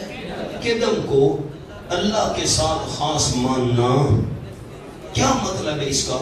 اس کے سوا کسی بھی ہستی کو واجب الوجود، قدیم اور عدم سے پاک نہ جاننا۔ کیا مطلب؟ میں سادے الفاظ میں آپ کو سناؤں، میری طرف دیکھیں سارے احباب۔ اللہ ہمیشہ تھا، ہمیشہ ہے، ہمیشہ رہے گا۔ کیا کہا؟ ہمیشہ تھا، ہمیشہ ہے، ہمیشہ رہے گا۔ یہ توحید کا پہلا درجہ ہے۔ اب حوالہ ایک کھول لیں، سورۃ القصص آیت نمبر 88۔ مجھے حوالہ حفاظ کرام جلدی بتاتے ہیں۔ کل شیء ہالک الا وجہہ، صفحہ 804، بالکل آخری آیت ہے۔ کل شیء ہالک الا وجہہ۔ دو ساتھی ملے، اٹک دو ساتھی، بیٹا ساتھ دیکھو ورنہ شعیب کے ساتھ دیکھو، میں انتظار نہیں کروں گا آپ کی۔ ہر ایک چیز ہلاک ہونے والی ہے سوائے اس اللہ کی ذات کے۔ چہرہ جو ہے، وجہ کا معنی چہرہ ہے، کنایہ ہے ذات سے۔ تو ہر ایک چیز ہلاک ہونے والی ہے، اللہ کریم اس سے پاک ہے، وہ ہمیشہ تھا، ہمیشہ ہے، ہمیشہ رہے گا۔ ٹھیک ہو گیا؟ اچھا، دوسرا درجہ توحید کا کیا ہے؟ توحید فی الخالقیت، تمام اشیاء کا خالق۔ صاف صفحے دیکھیں نا جی۔ تمام اشیاء کا خالق صرف اللہ کو ماننا، اس کے بغیر کسی کو ذاتی یا عطائی طور پر خالق نہ ماننا۔ کوئی ذاتی طور پر بھی خالق نہیں، اور اللہ نے کسی کو یہ صفت عطا کر دی ہو وہ خالق بن گیا ہو نہ۔ سورۃ الرعد کھولیں۔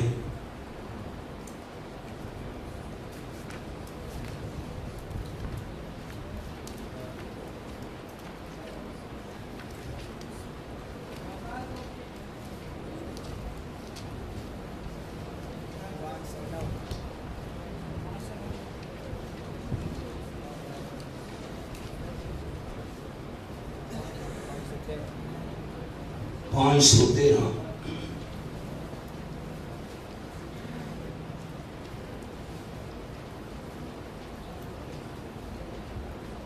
بالکل آخری 2 سطریں، صفحہ 513۔ قل، فرما دیجئے میرے محبوب صلی اللہ علیہ وسلم، اللہ خالق کل شیء، اللہ ہی پیدا کرنے والا ہر ایک چیز کو، تو خالق صرف اللہ ہے۔ توحید کا تیسرا درجہ دیکھیے، توحید فی التصرف والتدبیر۔ کیا مطلب؟ تمام اشیاء میں، آپ تعاون نہیں کر رہے میرا، تمام اشیاء میں اختیارات کا مالک صرف اللہ کو ماننا، اس کے سوا کسی کو متصرف اور مدبر نہ ماننا۔ کوئی نظام چلانے والا نہیں، کوئی اختیارات کا مالک نہیں، نہ ذاتی طور پر نہ عطائی طور پر، نہ کلیاً نہ جزیاً۔ کوئی کلی مختار ہو یا کسی ایک جز، کسی ایک حصے کا اختیار اللہ نے اس کو دے دیا ہو، نہ۔ کوئی ذاتی طور پر بھی اختیارات کا مالک نہیں، عطائی طور پر بھی اختیارات کا مالک نہیں۔ سورۃ یونس آیت نمبر 3 دیکھیں۔ 427 ان ربکم اللہ الذی خلق السماوات والارض، یقیناً تمہاری ضروریات پوری کرنے والا صرف اللہ ہے جس نے آسمان و زمین کو پیدا کیا 6 دنوں کی مقدار میں. ثم استوى علی العرش، پھر غالب ہو گیا تخت بادشاہی پر. سارے اختیارات کا مالک خود ہے. یدبر الامر، یہ الفاظ دکھانے تھے. یدبر الامر، تدبیریں کرتا ہے جہان کے کاموں کی خود. سارے اختیارات کا مالک خود ہے، اپنے اختیارات کسی کے حوالے نہیں کیے. توحید کا چوتھا درجہ دیکھیے. حوالے تو بہت سارے لکھے ہوئے، ایک ایک حوالہ عرض کرتا جاتا ہوں. عبادت توحید فی الالوہیت والمعبودیت، کیا معنی؟ توحید کی تمام اقسام و افراد کا مستحق صرف اللہ کو ماننا اور کسی ہستی کو اس کے بغیر کسی بھی اعتبار سے عبادت کا مستحق نہ سمجھنا، نہ ذاتاً نہ عطاً، نہ وزیر سمجھ کر نہ شفیع قہری مان کر. کیا مطلب ہے؟ کہ ہر قسم کی عبادت کے لائق صرف اللہ، کوئی ذاتی طور پر بھی عبادت کے لائق نہیں اللہ کے بغیر، اور کوئی عطائی طور پر بھی عبادت کے لائق نہیں کہ اللہ کریم نے اس کو معبود بنا دیا ہو کہ میری طرح تیری بھی عبادت جائز ہے، تو اختیارات کا مالک ہے. اور کوئی ایسا نہیں کہ جس کو بندہ سفارشی سمجھ کر اس کی عبادت کرے.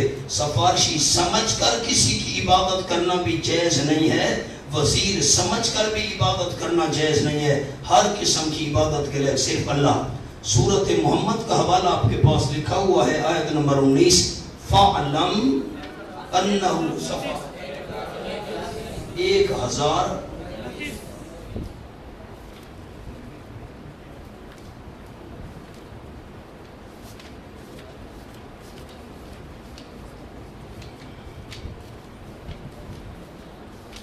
یہ آ گیا جی.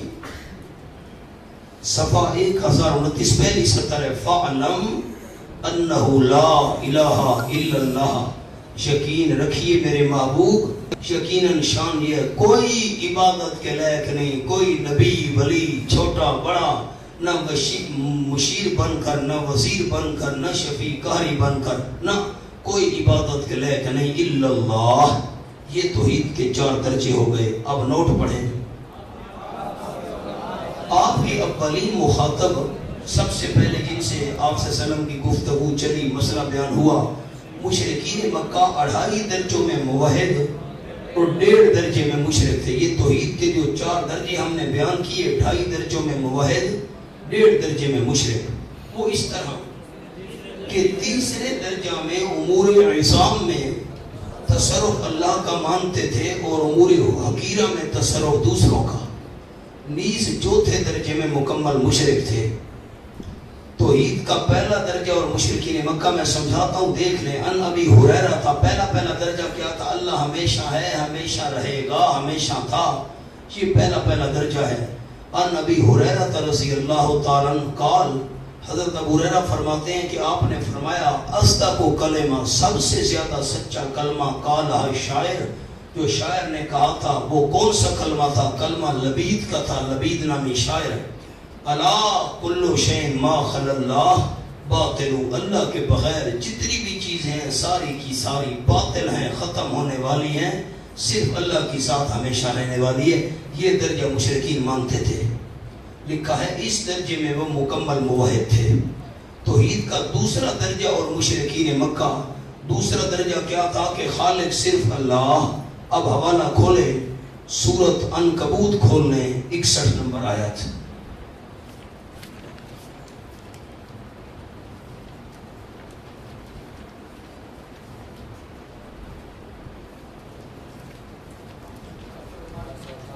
(818) وَلَئِن سَأَلْتَهُم مَّنْ خَلَقَ السَّمَاوَاتِ وَالْأَرْضَ وَسَخَّرَ الشَّمْسَ وَالْقَمَرَ لَيَقُولُنَّ اللَّهُ. اگر آپ صلی اللہ علیہ وسلم ان مشرکین سے پوچھیں کس نے پیدا کیا آسمانوں کو اور زمین کو اور کام میں لگا دیا سورج اور چاند کو، لَيَقُولُنَّ اللَّهُ، ضرور بھی ضرور کہیں گے پیدا کیا ہے صرف اللہ نے، کام میں لگایا سورج اور چاند کو صرف اللہ. تو خالق صرف اللہ کو مانتے تھے. اس درجے میں موحد تھے. اللہ ہمیشہ ہے، ہمیشہ رہے گا، ہمیشہ تھا. پہلے درجے میں بھی موحد، اس درجے میں بھی موحد. تیسرا درجہ دیکھو جی، توحید کا تیسرا درجہ. اور مشرکین مکہ جہان کے بڑے بڑے کاموں میں متصرف صرف اللہ کو مانتے تھے. یہ حوالہ ہے، جو بھی حوالہ ہم نے کھولا ہوا ہے، یہ بڑے بڑے کام. یہ سخر الشمس والقمر، سورج اور چاند کو اللہ نے کام میں لگایا. اگلے صفحے پر دیکھیں 819.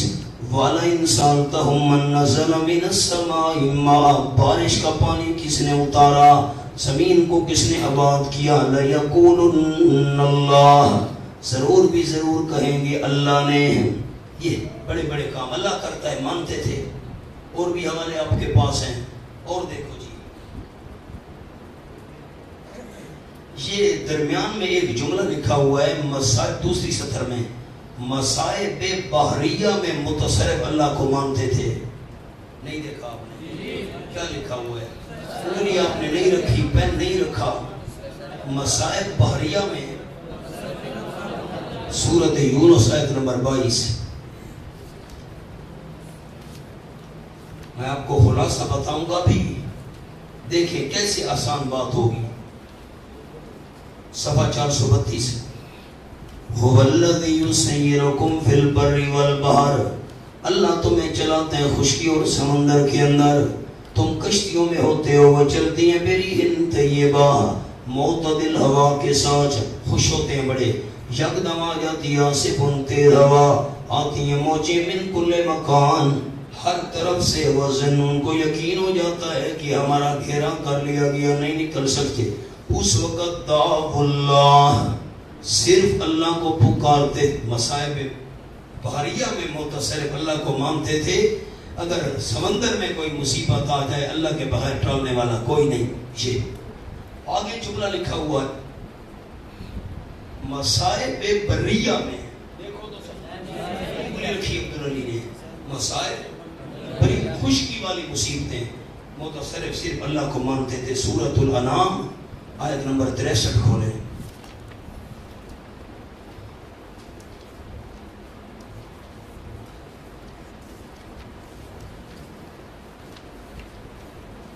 صفحہ 282.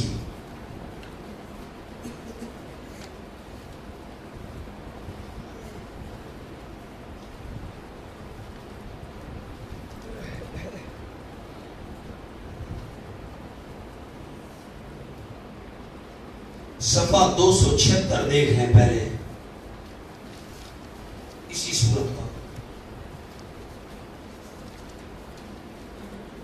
یہ درمیان میں قُلْ أَرَأَيْتَكُم مِّن نَّتَاكُمْ عَذَابُ اللَّهِ وَأَتَتْكُمُ السَّاعَةُ، فرماؤ میرے محبوب یہ تو مجھے بتاؤ اپنی حالت کے متعلق، اگر آئے تمہارے پاس اللہ کا عذاب یا آئے تمہارے پاس قیامت، غیر اللہ تدعون، کیا غیر اللہ کو تم پکارو گے؟ اگر تم سچے ہو دعوی شرک میں، بل ایاہ تدعون، پس صرف اسی اللہ ہی کو تم پکارو گے. یہ اگر کوئی مصیبت آ جاتی خشکی میں، صرف اللہ ہی کو پکارتے تھے. اب یہ اگلا صفحہ دیکھیں 282. قُلْ مَن يُنَجِّيكُم مِّن ظُلُمَاتِ الْبَرِّ وَالْبَحْرِ، بر فرما دیجئے میرے معموم، کون نجات دیتا ہے تم کو خشکی کے اندھیروں سے، والبحر اور سمندر کے اندھیروں سے کون نجات دیتا ہے؟ تدعونہ، تم اس اللہ ہی کو پکارتے ہو، تضرعاً کبھی گڑ گڑا کر، خفیہ کبھی تم ایسا ایسا. کیا کہتے ہو؟ لئن انجانا من ہذہ لنکونن من الشاکرین، البتہ اگر اس نے ہم کو نجات دے دی ان شدائد اور مشکلات مصائب سے، سختیوں سے، ضرور بھی ضرور ہم شکر کرنے والے ہوں گے. اب خشکی کے اندھیروں میں صرف اللہ کو پکارتے تھے. آؤ جی آگے کیا لکھا ہے؟ مندرجہ بالا 2.5 درجوں میں وہ موحد تھے، لیکن باقی 1.5 درجے میں وہ مشرک تھے. یعنی امور حقیرہ میں دوسروں کو متصرف مان کر ان کی عبادت کیا کرتے تھے. سارے ساتھی میری طرف دیکھیں، نیچے کوئی بھی ساتھی نہ دیکھے.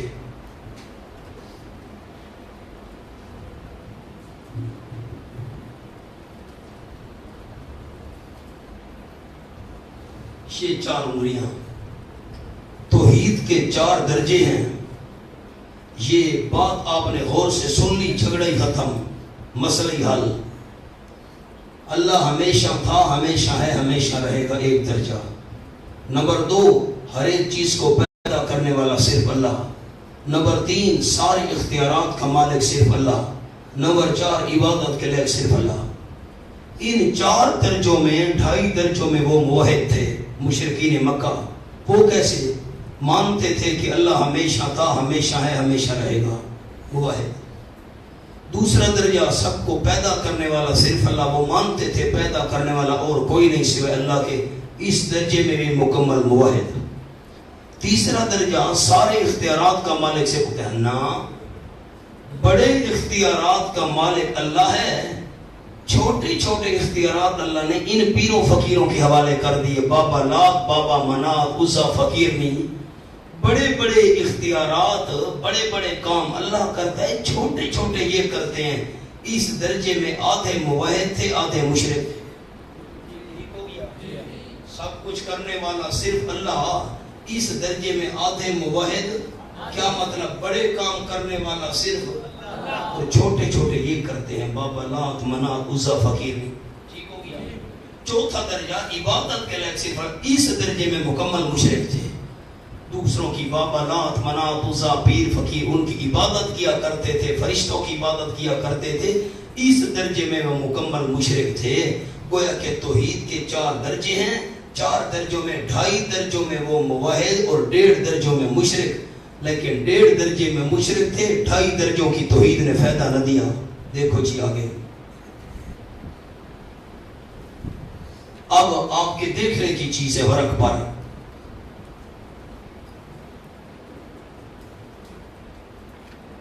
ان کا شرکیہ 1.5 درجہ، آپ نے انگلی نہیں رکھی، ان کا شرکیہ 1.5 درجہ بیان کرنے سے پہلے ان کے عقائد و اعمال کے متعلق بحث کرنا ضروری ہے۔ عقائد کیا تھے، ان کے اعمال کیا تھے؟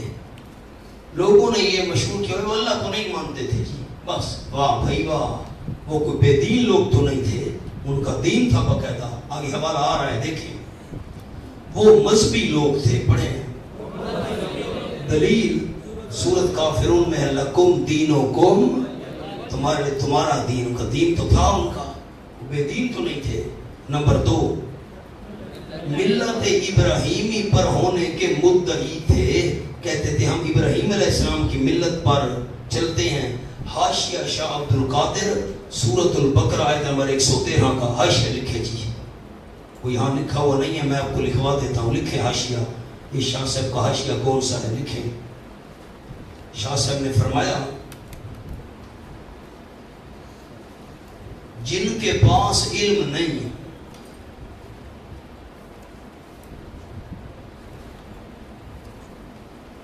وہ عرب لوگ ہیں، قرآن پر نہیں لکھنا، اللہ ہدایت دے، ورقوں پر لکھو۔ عقل اللہ کی بڑی نعمت ہے، دیتا کسی کسی کو ہے۔ جہاں حاشیہ شاہ عبد القادر لکھا ہے، اس کے ساتھ نیچے صفحے پر جگہ ہے، جملہ لکھنا ہے، وہ حاشیہ کون سا ہے؟ قرآن پر لکھنا شروع کر دیا۔ عقل بڑی نعمت ہے، اللہ دی دیتا کہنو ہے۔ وہ کون سا حاشیہ ہے، لکھیں، جن کے پاس علم نہیں وہ عرب لوگ ہیں، کہ آگے حضرت، آگے سے پرانی اردو ہے نا، مراد ہے پیچھے، آگے حضرت ابراہیم علیہ السلام کا دین رکھتے تھے،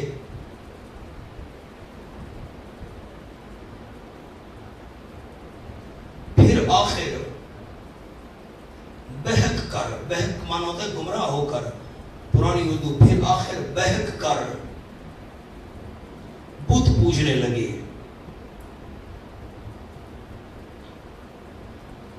ایسے شخص کو مشرک کہیے، وہ اپنی ہی راہ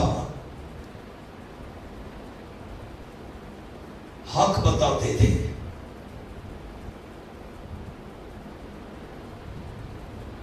بس بریکٹ میں لکھ لیں، شاہ صاحب، شاہ عبد القادر صاحب کا یہ حاشیہ ہے۔ کیا عرض کیا؟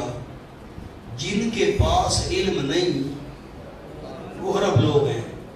آگے جملہ جو ہے ہماری دلیل یہ ہے کہ آگے سے یعنی پیچھے آگے حضرت ابراہیم علیہ السلام کا دین رکھتے تھے. دیکھا دین ابراہیمی پر ان کا دعویٰ تھا ہم چلنے والے ہیں. کیا رکھتے تھے حضرت؟ یہ الفاظ پڑھے, حضرت ابراہیم علیہ السلام کا دین رکھتے تھے. یہ معلوم ہوتے ہیں ان کا دین تھا, دعویٰ یہ تھا کہ ہم ابراہیم علیہ السلام کے دین پر چلتے ہیں. اب حاشیہ دیکھ, یہ ورق دیکھیں اپنا. نمبر 1 وہ مذہبی لوگ تھے. نمبر 2 ملت ابراہیمی پر ہونے کے مدعی تھے. میں نے آپ کو حاشیہ دکھوا دیا. نمبر 3 مشرکین مکہ نماز کے قائل تھے اور عملاً ادا کر. آپ نے سورۃ معون میں پڑھا فویل للمصلین, حسین میں ہے فویل للمصلین, مکی سورت ہے, وہاں گفتگو ہم نے کی تھی. اچھا سورۃ انفال میں آپ نے پڑھا ہے ما کان صلاتہم عند البیت الا مقام و تصدیہ. ان کی نماز یہی تھی کہ وہ سیٹیاں اور تالیاں بجاتے تھے کعبہ شریف کے پاس. اس کو عبادت سمجھا ہوا تھا. نماز قرآن میں تو لفظ ہے ما کان صلاتہم, نماز نماز تو طریقہ جو بھی تھا وہ تو اس کو نماز سمجھتے تھے. آگے چلو, حج و عمرہ بھی کرتے تھے. سمامہ ابن وصال شرک, یہ بعد میں صحابی بن گئے, شرک کی حالت میں عمرہ ادا کرنے جا رہے تھے کہ صحابہ ان کو پکڑ کر آپ صلی اللہ علیہ وسلم کی خدمت میں لے. آپ نے ان کو چھوڑنے کا حکم دیا. نسائی شریف صفحہ 23 جلد 1. تو عمرہ ادا کرنے جا رہا تھا مشرک. نمبر 5 حجاج کی خدمت کرتے تھے اور مسجد حرام کی تعمیر اور تعظیم کرتے تھے. سورۃ توبہ میں گزرا اجعلتم سقایۃ الحاج و عمارۃ المسجد الحرام, حاجیوں کو پانی پلانا اور مسجد حرام کی تعمیر, یہ کام بھی کرتے تھے. آگے چلو, بڑا چیزیں آپ کی پڑھی ہوئی ہیں, صرف ایک یاد دہانی آپ کو کرانی ہے. زکوٰۃ ادا کرتے تھے اور اپنی زکوٰۃ مہمان نوازی, مسافروں کی خدمت, یتامہ, بیوہ عورتیں اور نادار افراد مسکین پر خرچ کرتے تھے. عمومی مساکین پر خیرات, اہل قرابت رشتہ دار کے ساتھ صلہ رحمی اور مسائل پر خرچ کرتے تھے. حجت اللہ البالغہ صفحہ 278, شاہ ولی اللہ رحمہ اللہ کی کتاب بڑی, معرکۃ الآراء. نمبر 7 وہ نام پڑھے تو صحیح ہے, غلام آزاد کرتے تھے. ابو داؤد صفحہ 399. نمبر 8 اللہ کی نظر و نیاز نکالتے ہیں. سورۃ انعام آیت نمبر 136 جعلوا للہ مما ذرا من الحرث والانعام نصیبا. پتہ نہیں گئے ذہن میں بھی ہے کہ نہیں ہے, اللہ کا حصہ نکالتے تھے. آگے نمبر 9 ختنہ, غسل جنابت بلکہ تمام خصال فطرت کے قائل تھے. یہ غیر ضروری بال صاف کرنا, ناخن وغیرہ کاٹنا, لبے تراشنا, یہ حجت اللہ البالغہ جلد 1 صفحہ 277. نمبر 10 مردوں کو غسل اور کفن دیتے اور جنازہ پڑھتے تھے. یہ حوالہ لکھو ہے الملل کا صفحہ اتنا جلد اتنی. وہ جنازہ کیسے پڑھتے تھے, نوٹ لکھا ہوا ہے, میت سامنے رکھ کر وارث اس کی خوبیاں بیان کر دیتا, یہی ان کا جنازہ تھا. چلو نام تو جنازے کا تھا, طریقے کو چھوڑو, جنازہ تو تھا. آگے چلیں, حلق اور نہر کے قائل تھے. حلق اور نہر کے قائل تھے. جانوروں کو جب ذبح کرتے تھے نا, جیسے اونٹ کو کھڑا کر کے یا بٹھا کر نا وہ لگائے جاتے ہیں کٹ, قائل تھے. آگے عقیقہ ان میں مروج, عقیقے کرتے تھے اولاد کے. ابو داؤد شریف. نمبر 13 حدود کے شروع میں بسمک اللہم لکھا کرتے تھے, روح المعانی. خطبہ, یہ 14 نمبر کیا ہے, خطبہ نہ پڑھنا اس کو, خطبہ بھول گئے نا. خطبہ آپ نے پڑھا ہے, عورت ادھر گزار رہی ہے تو اشارہ پر اللہ تین نہیں میں کوئی رن دے ویا, اللہ تیرے جیسی مجھے بھی دے دے. خطبہ اشارہ کرنا, صاف صاف الفاظ نا, حق مہر. خطبہ یہ نکاح کے قائل تھے. اگلا لفظ کیا ہے, ٹھیک ہے, بخاری شریف صفحہ فلاں. نمبر 15 طلاق رجی اور مغلظہ بھی ان میں رائج تھی. ٹھیک. نمبر 16 قسمیں اللہ کے نام کی اٹھاتے تھے. حوالے 3 میں نے لکھے, اقسموا باللہ اقسموا باللہ, آپ نے کئی دفعہ پڑھا, اللہ کے نام کی قسمیں اٹھاتے تھے.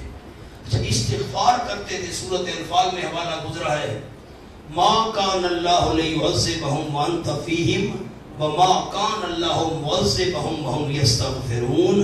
علامہ انور شاہ صاحب کا حوالہ یہاں گزرا تھا کہ مشرکین کی استغفار بھی عذاب کو روک سکتی ہے، استغفار کرتے تھے. نمبر نوٹ، آپ صلی اللہ علیہ وسلم کو صادق اور مسلم شریف جلد فلاں صفحہ فلاں، آپ سے ذاتی مخالفت بھی. سورۃ انعام کی میں نے آیت لکھی، قد نعلم انہ لیحزنک الذی یقولون فانہم لا یکذب. میرے محبوب آپ کی ذات سے ان کا کوئی جھگڑا نہیں، لیکن یہ ظالم اللہ کے قرآن کی آیات سے اختلاف کر رہے ہیں، ان کا انکار کر رہے ہیں. اور میں نے آگے لکھا قرآن سے بھی مخالفت صرف مسئلہ توحید کی وجہ سے تھی.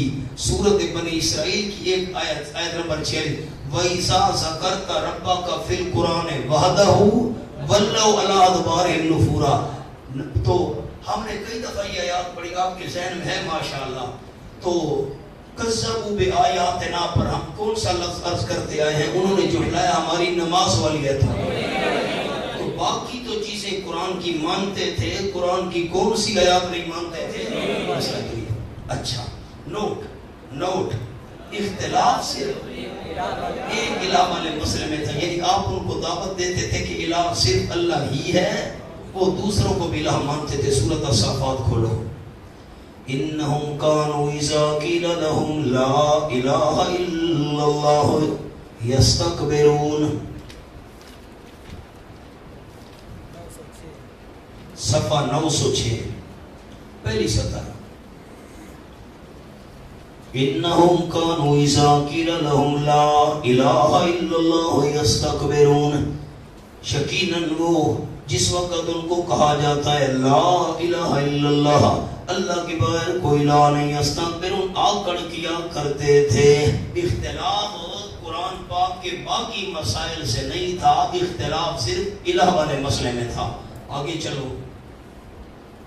اب ایک عنوان جو لکھا ہوا ہے ذرا اس کو خیال سے پڑھیں. پہلے جملہ ہے 1.5 درجہ میں ان کے مشرک ہونے کی تفصیل جاننے کے لیے 4 عنوانات کا سمجھنا ضروری ہے. نمبر 1، توحید کے تیسرے درجہ توحید فی تصرف و تدبیر میں وہ آدھے درجے کے مشرک تھے. وہ اس طرح کہ ان کا عقیدہ تھا سارے جہان کا مدبر حقیقی صرف اللہ ہے، کام کرنے والا. لیکن بعض مقربین کو اللہ چند اختیارات دے دیتا ہے.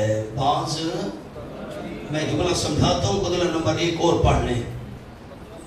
وہ کس طرح؟ اس طرح مخصوص جگہوں میں صرف معمولی اور حقیر کاموں میں عطائی طور پر ان کو تصرف کرنے کا اختیار مل جاتا ہے، لیکن وہ حقیر کام جس میں اللہ کا نفیاً یا اثباتاً حکم موجود نہ ہو، نیز ان کاموں کے تصرف کے لیے ان کو بار بار اللہ سے اجازت نہیں لینی پڑتی، صرف اللہ کی ایک مرتبہ اجازت کافی ہے.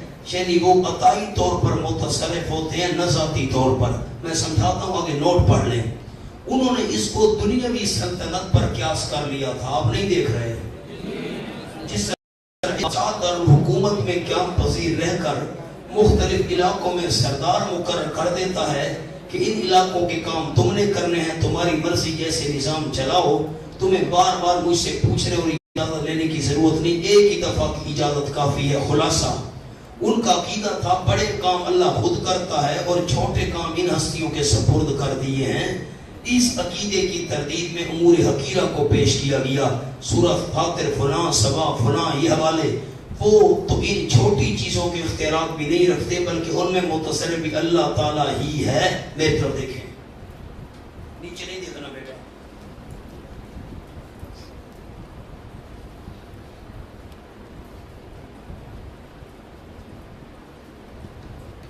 اللہ اللہ پیر صاحب دیکھنا آیا خلاصہ.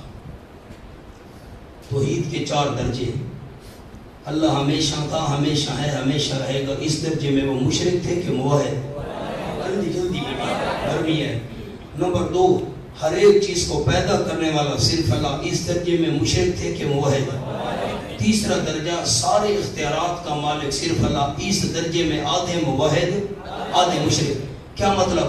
بڑے کام اللہ کرتا ہے، چھوٹے یہ کرتے ہیں. اور چوتھا درجہ عبادت کے لائق صرف اللہ، اس درجے میں مکمل مشرک۔ اب خیال یہ پتہ چل گیا کہ وہ بے دین نہیں تھے، کمیونسٹ جن کا دین نہ ہو، بے دین، یہ دین کی ساری چیزیں آپ کے سامنے آ گئی۔ اب تیسرے درجے پر ہم بات کرتے ہیں، آدھے مشرک آدھے موحد۔ مولانا ہمارے جو ملک کا وزیر اعظم ہے یا صدر، یہ پاکستان کے کون سے شہر میں رہتے ہیں؟ چپ کر گیا، آپ کو پتہ نہیں؟ الحکومت کا اسلام آباد۔ ملک کی جو صوبے ہیں، مثال سمجھنا، وزیر اعظم نے کہا بھائی بڑے بڑے کام میں کروں گا، دوسری حکومتوں کے ساتھ لین دین ہے، معاملات ہے وغیرہ وغیرہ، تو یوں کرو، پنجاب کا وزیر اعلیٰ ایک مقرر کر دیا، سندھ کا، خیبر پختونخوا کا، گلگت کا وغیرہ بلوچستان، بھائی صوبے کے کام تم نے کرنے ہیں، بڑے کام میں کروں گا اور اپنے صوبے کے کام تم نے کرنے ہیں۔ میں نے تمہیں اجازت دے دی ہے، سمجھنا بات کو، میں نے تمہیں اجازت دے دی ہے، میری طرف دیکھنا، میں نے تمہیں اجازت دے دی ہے، جو مرضی ہے صوبے میں کام کرو، مجھ سے ان کاموں کے لیے پوچھنے کی کوئی ضرورت نہیں۔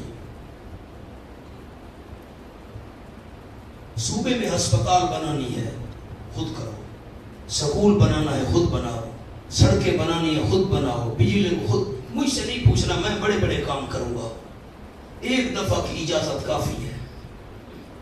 وہ کہتے تھے بڑے بڑے کام اللہ کرتا ہے، سورج اور چاند کو کام میں لگایا، آسمان و زمین پیدا کیے، بارشیں برسائیں وغیرہ وغیرہ، بڑے بڑے کام اللہ کرتے ہیں، چھوٹے چھوٹے ان کے حوالے کر دیے ہیں، اور ان کو کام کرنے کے لیے بار بار اللہ سے اجازت مانگنے کی ضرورت نہیں ہے، اللہ نے ان کو ایک ہی دفعہ اجازت دے دی ہے، تم جانو، تمہاری عبادت کرنے والے جانیں، ان کے کام کرتے رہو، میری طرف سے کھلی چھٹی ہے۔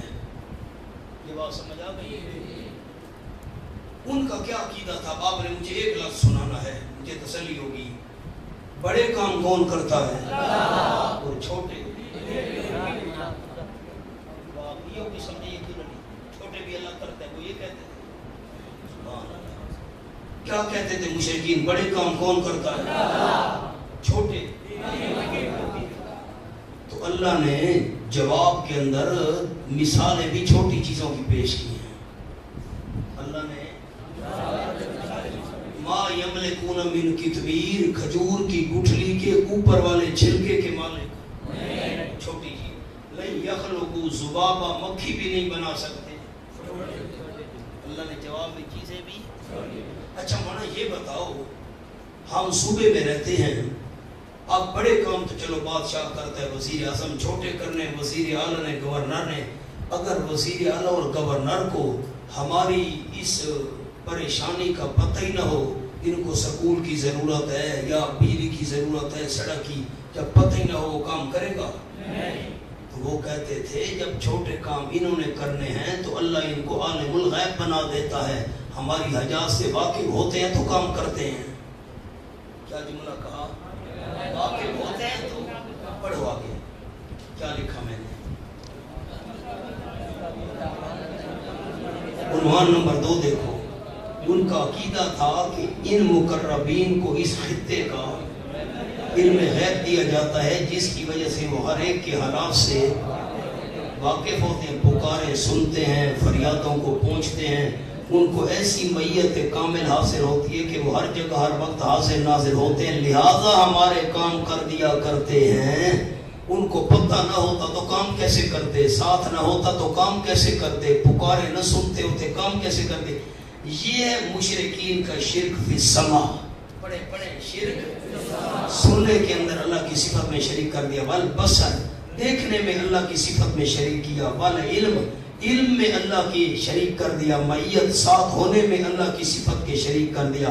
اس کی تردید کی یہ آیتیں میں نے لکھی ہے، سورۃ فاطر، احقاف، نمل وغیرہ سارا، جو آپ کئی دفعہ پڑھ چکے۔ ان آیات کا خلاصہ یہ ہے کہ جب وہ عالم الغیب نہیں، پڑھو عالم الغیب نہیں، تمہاری دعا پکار سنتے نہیں تو تمہارے کام کیسے کر سکتے ہیں؟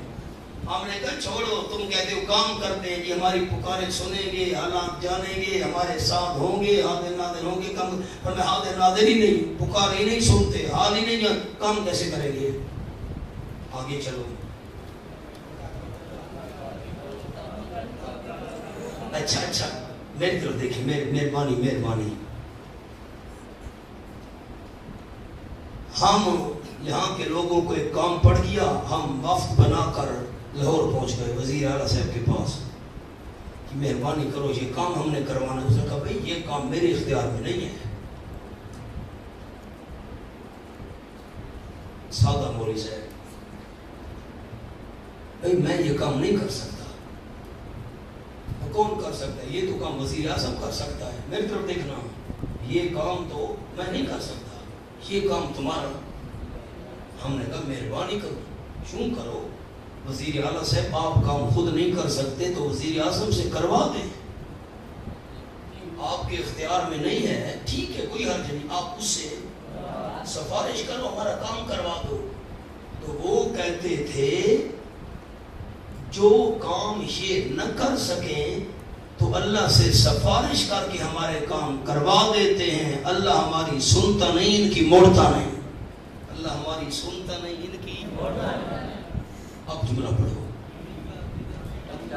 ان کا عقیدہ تھا کہ جو کام ان مقربین کی حدود سے بڑھو تو وہ شفاعت قہریہ کے ذریعے ضرور اللہ سے کرا دیتے ہیں، اور اللہ اپنی مرضی چھوڑ کر ان کی مرضی پوری کرتا ہے. اللہ اپنی مرضی چھوڑ کر، سورۃ حامیم المومن کا حوالہ لکھو آیت نمبر 18 کا، سفارش کر کے کام کروا دیتے ہیں. اس عقیدے کا نام عقیدہ شفاعت ہے. اس عقیدے کا نام عقیدہ ہے.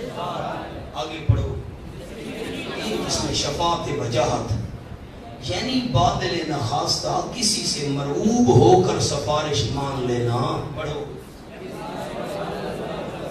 اس شفاعت کا قائل آج تک دنیا میں کوئی نہیں آیا کہ اللہ کسی سے مرعوب ہو کر اس سے سفارش مان لے. میں مثال دیتا ہوں، آگے پڑھیں. نمبر 2 شفاعت محبت، یعنی کسی کی محبت میں مجبور ہو کر بادل نخواستہ اس کی سفارش مان لینا تاکہ وہ روٹھ نہ جائے. اسی شفاعت کے قائل مشرکین مکہ تھے کہ اللہ ان مقربین کی محبت میں مجبور ہو کر ان کی سفارش مان کر ہمارے کام کر دیتا ہے. میری طرف دیکھیں. بادشاہ نے کہا کہ اس مجرم کو 100 کوڑے مارو.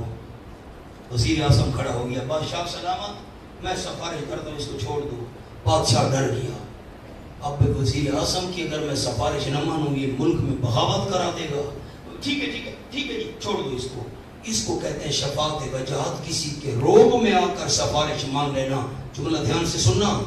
آج تک اس سفارش کا قائل کوئی مشرک دنیا میں نہیں آیا.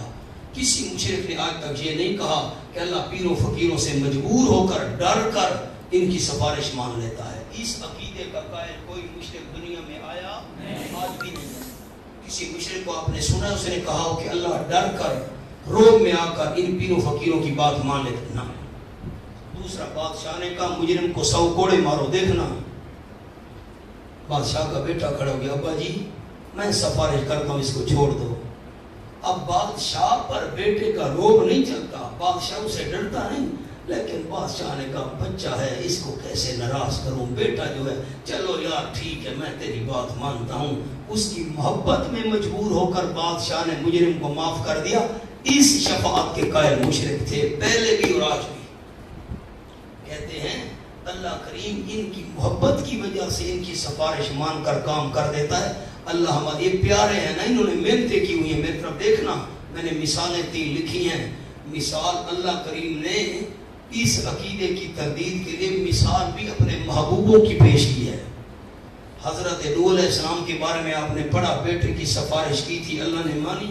نوح علیہ السلام اللہ کے محبوب اور پیارے نہیں تھے. نمبر 2، آپ صلی اللہ علیہ وسلم نے عبداللہ ابن ابی کا جنازہ پڑھا، سفارش کی، اللہ نے مانی. آپ اللہ کے محبوب نہیں تھے، سب سے بڑے محبوب تھے. شجاعت النافی قوم لوط آپ نے پڑھا، ابراہیم علیہ السلام نے قوم لوط کی سفارش کی، بار بار کی. بنو موتے جھگڑا کر رہے ہیں، بار بار سفارش کی، اللہ نے مانی. اور اس سفارش کو جانے دو. بنو موتے کوئی اللہ کسی کی محبت میں مجبور، یہ عقیدہ تھا. ایک ہوتی ہے شفاعت بالاذن. میری طرف دیکھیں مثال سے سمجھا دوں. مجرم کو 100 کوڑے مارو، اس نے ہاتھ جوڑ دیے. بادشاہ سلامت، میں معافی مانگتا ہوں، غلطی ہو گئی، ناراض نہ ہوں، چھوٹے چھوٹے میرے بچے ہیں، آئندہ میں نہیں کروں گا. بادشاہ کو ترس آ گیا، بھائی معافی مانگ رہا ہے لیکن ایسے کیسے چھوڑ دوں. بادشاہ نے آس پاس دیکھا، فلاں وزیر کھڑا ہو جا. جی بادشاہ سلامت، مجرم کو دیکھ رہے ہو؟ جی معافی مانگ رہا ہے. جی کتابیں دے. یہ چھوڑ کے بجانے کا مسئلہ ہے. عقل بڑی نعمت ہے، اللہ دی دے گا کہنو کہنو ہے.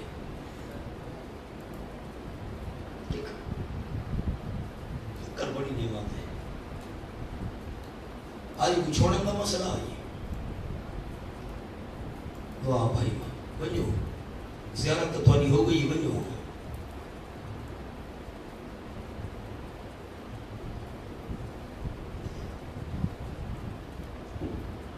دیکھنا میری طرف. جو بات عرض کر رہا تھا، وزیر کھڑا ہو گیا، معافی مانگ رہا ہے. جی بادشاہ سلامت. دوبارہ کہتا ہے میں جرم نہیں کیا. جی بادشاہ، تو میں تمہیں اجازت دیتا ہوں بولنے کی، اگر تم اس کی سفارش کرو تو میں اس کو معاف کرتا ہوں.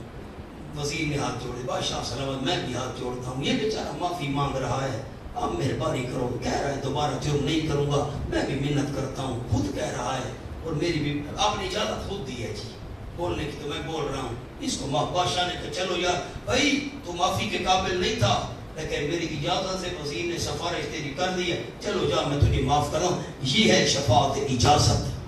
اس کو کہتے ہیں شفاعت بالاذن. میں نے آسانی کے اجازت کا لفظ بول دیا. شفاعت بالاذن، قیامت میں سفارش ہوگی، موحدین کی ہوگی جو گناہ گار ہوں گے، اور شفاعت بالاذن ہوگی. اللہ کسی کے روب میں آ کر بھی بات نہیں مانتا، معاذ اللہ اس پر کسی کا روب چلے یا کسی کی محبت پہ مجبور ہو. نہیں، سفارش ہوگی لیکن بالاذن ہوگی. پڑھیں. نمبر 3 شفاعت بالاذن.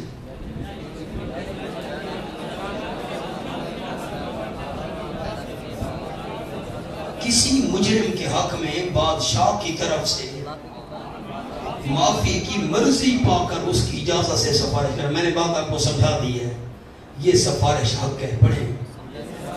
اہل سنت والجماعت اسی شفاعت کے قائل ہیں اور بروز قیامت یہی شفاعت ہوگی. اس شفاعت میں 2 فائدے ہیں: احترام قانون، اکرام شفیع. قانون کا احترام بھی باقی رہا اور جو سفارش کرنے والا ہے اس کو بھی اللہ نے عزت سے مالا مال کر. چلو یار تیری سفارش خود میری اجازت سے تو نے کی ہے. یہ عنوان نمبر 4. مولانا میری طرف دیکھو، میری طرف دیکھو. مثال عرض کروں، ہم لاہور پہنچے، وزیر اعلیٰ صاحب کے پاس یہ کام ہمارا کر دو. بھائی میرے اختیار میں نہیں ہے، میں تو یہ کام نہیں کر سکتا، میرے اختیار سے باہر ہے. تو ہم نے کیا کہا؟ ابھی میں نے جملہ سنایا ہے، خود نہیں کر سکتے ہو، کس سے کروا دو. تو اس نے سفارش. مولانا اب سنو، جو کام وزیر اعلیٰ کے اختیار میں نہیں، میرا جملہ دھیان سے سننا، بس مسئلہ الہ حل ہے. جو کام وزیر اعلیٰ کے اختیار میں نہیں تھا آپ وزیر اعظم سے کروا دیں. اگر وزیر اعلیٰ ہم پر ناراض ہوگا کام کرے گا نہیں، یا کروا دے گا نہیں، بس نہ کرے گا نہ کروا دے گا. مشرکین مکہ کہتے تھے جب ان ہستیوں نے چھوٹے چھوٹے کام کرنے ہیں تو اگر یہ ناراض ہوں گے تو کام کیسے کریں گے، یا ناراض ہوں گے تو اللہ سے کام کیسے کروائیں گے. ان کو خوش کرنے کے لیے ان کی عبادت کرتے تھے. خوش کرنے کے لیے کیوں عبادت کرتے تھے کہ چھوٹے چھوٹے یہ کام ہمارے کر دیں، اگر نہ کر سکیں گے تو اللہ سے کروا دیں گے. ان کو خوش کرنے کے لیے ان کی عبادت کرنی ضروری ہے. تو زبانی عبادت بھی، جسمانی عبادت بھی، مالی عبادت بھی ان کی کرتے تھے. یہ خوش ہوں گے کام کر دیں گے، نہ کر سکے تو کرا دیں. پڑھو.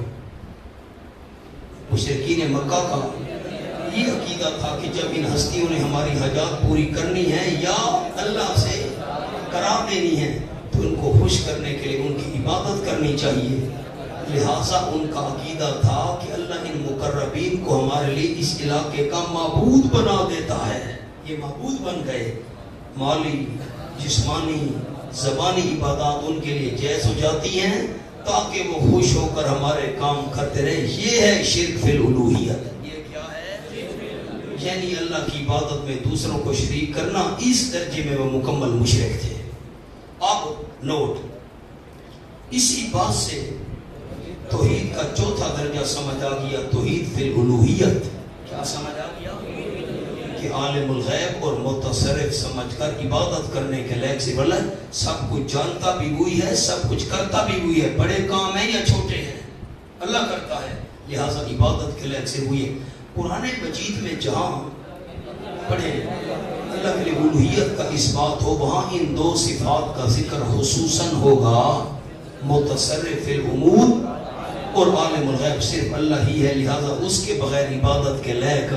ایک حوالہ دیکھ لیں سورۃ آل عمران. ان اللہ لا یخفی علیہ شیء فی الارض ولا فی السماء. 111 صفحہ.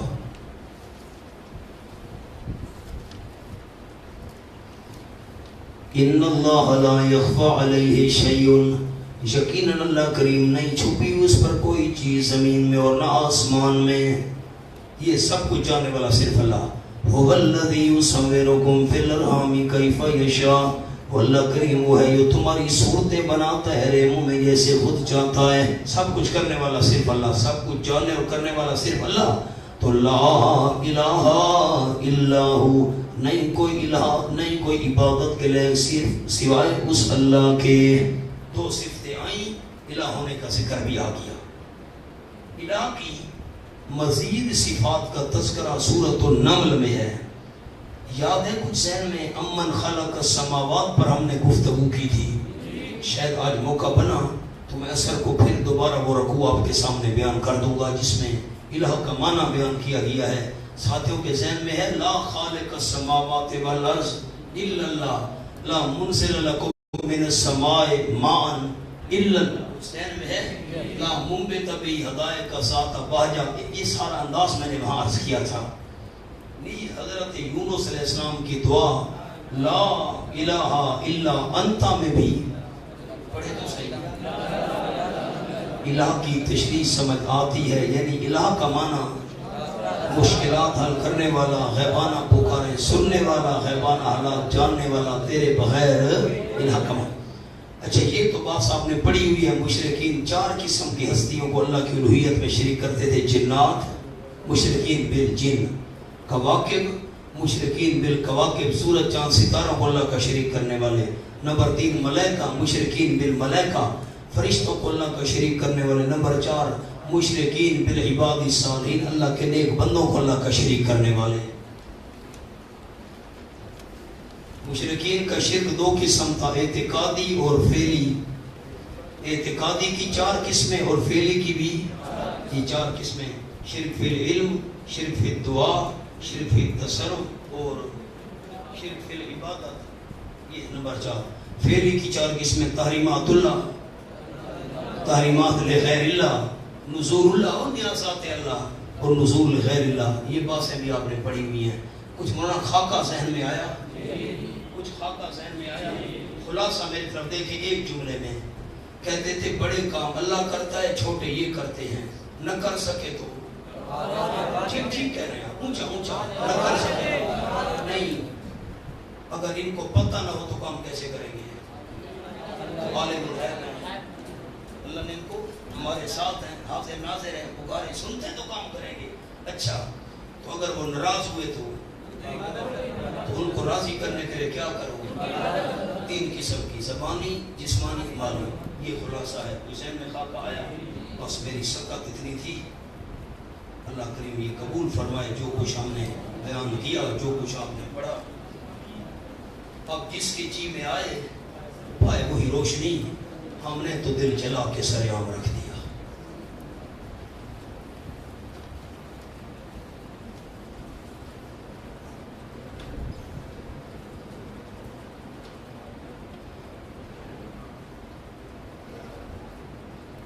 برحمت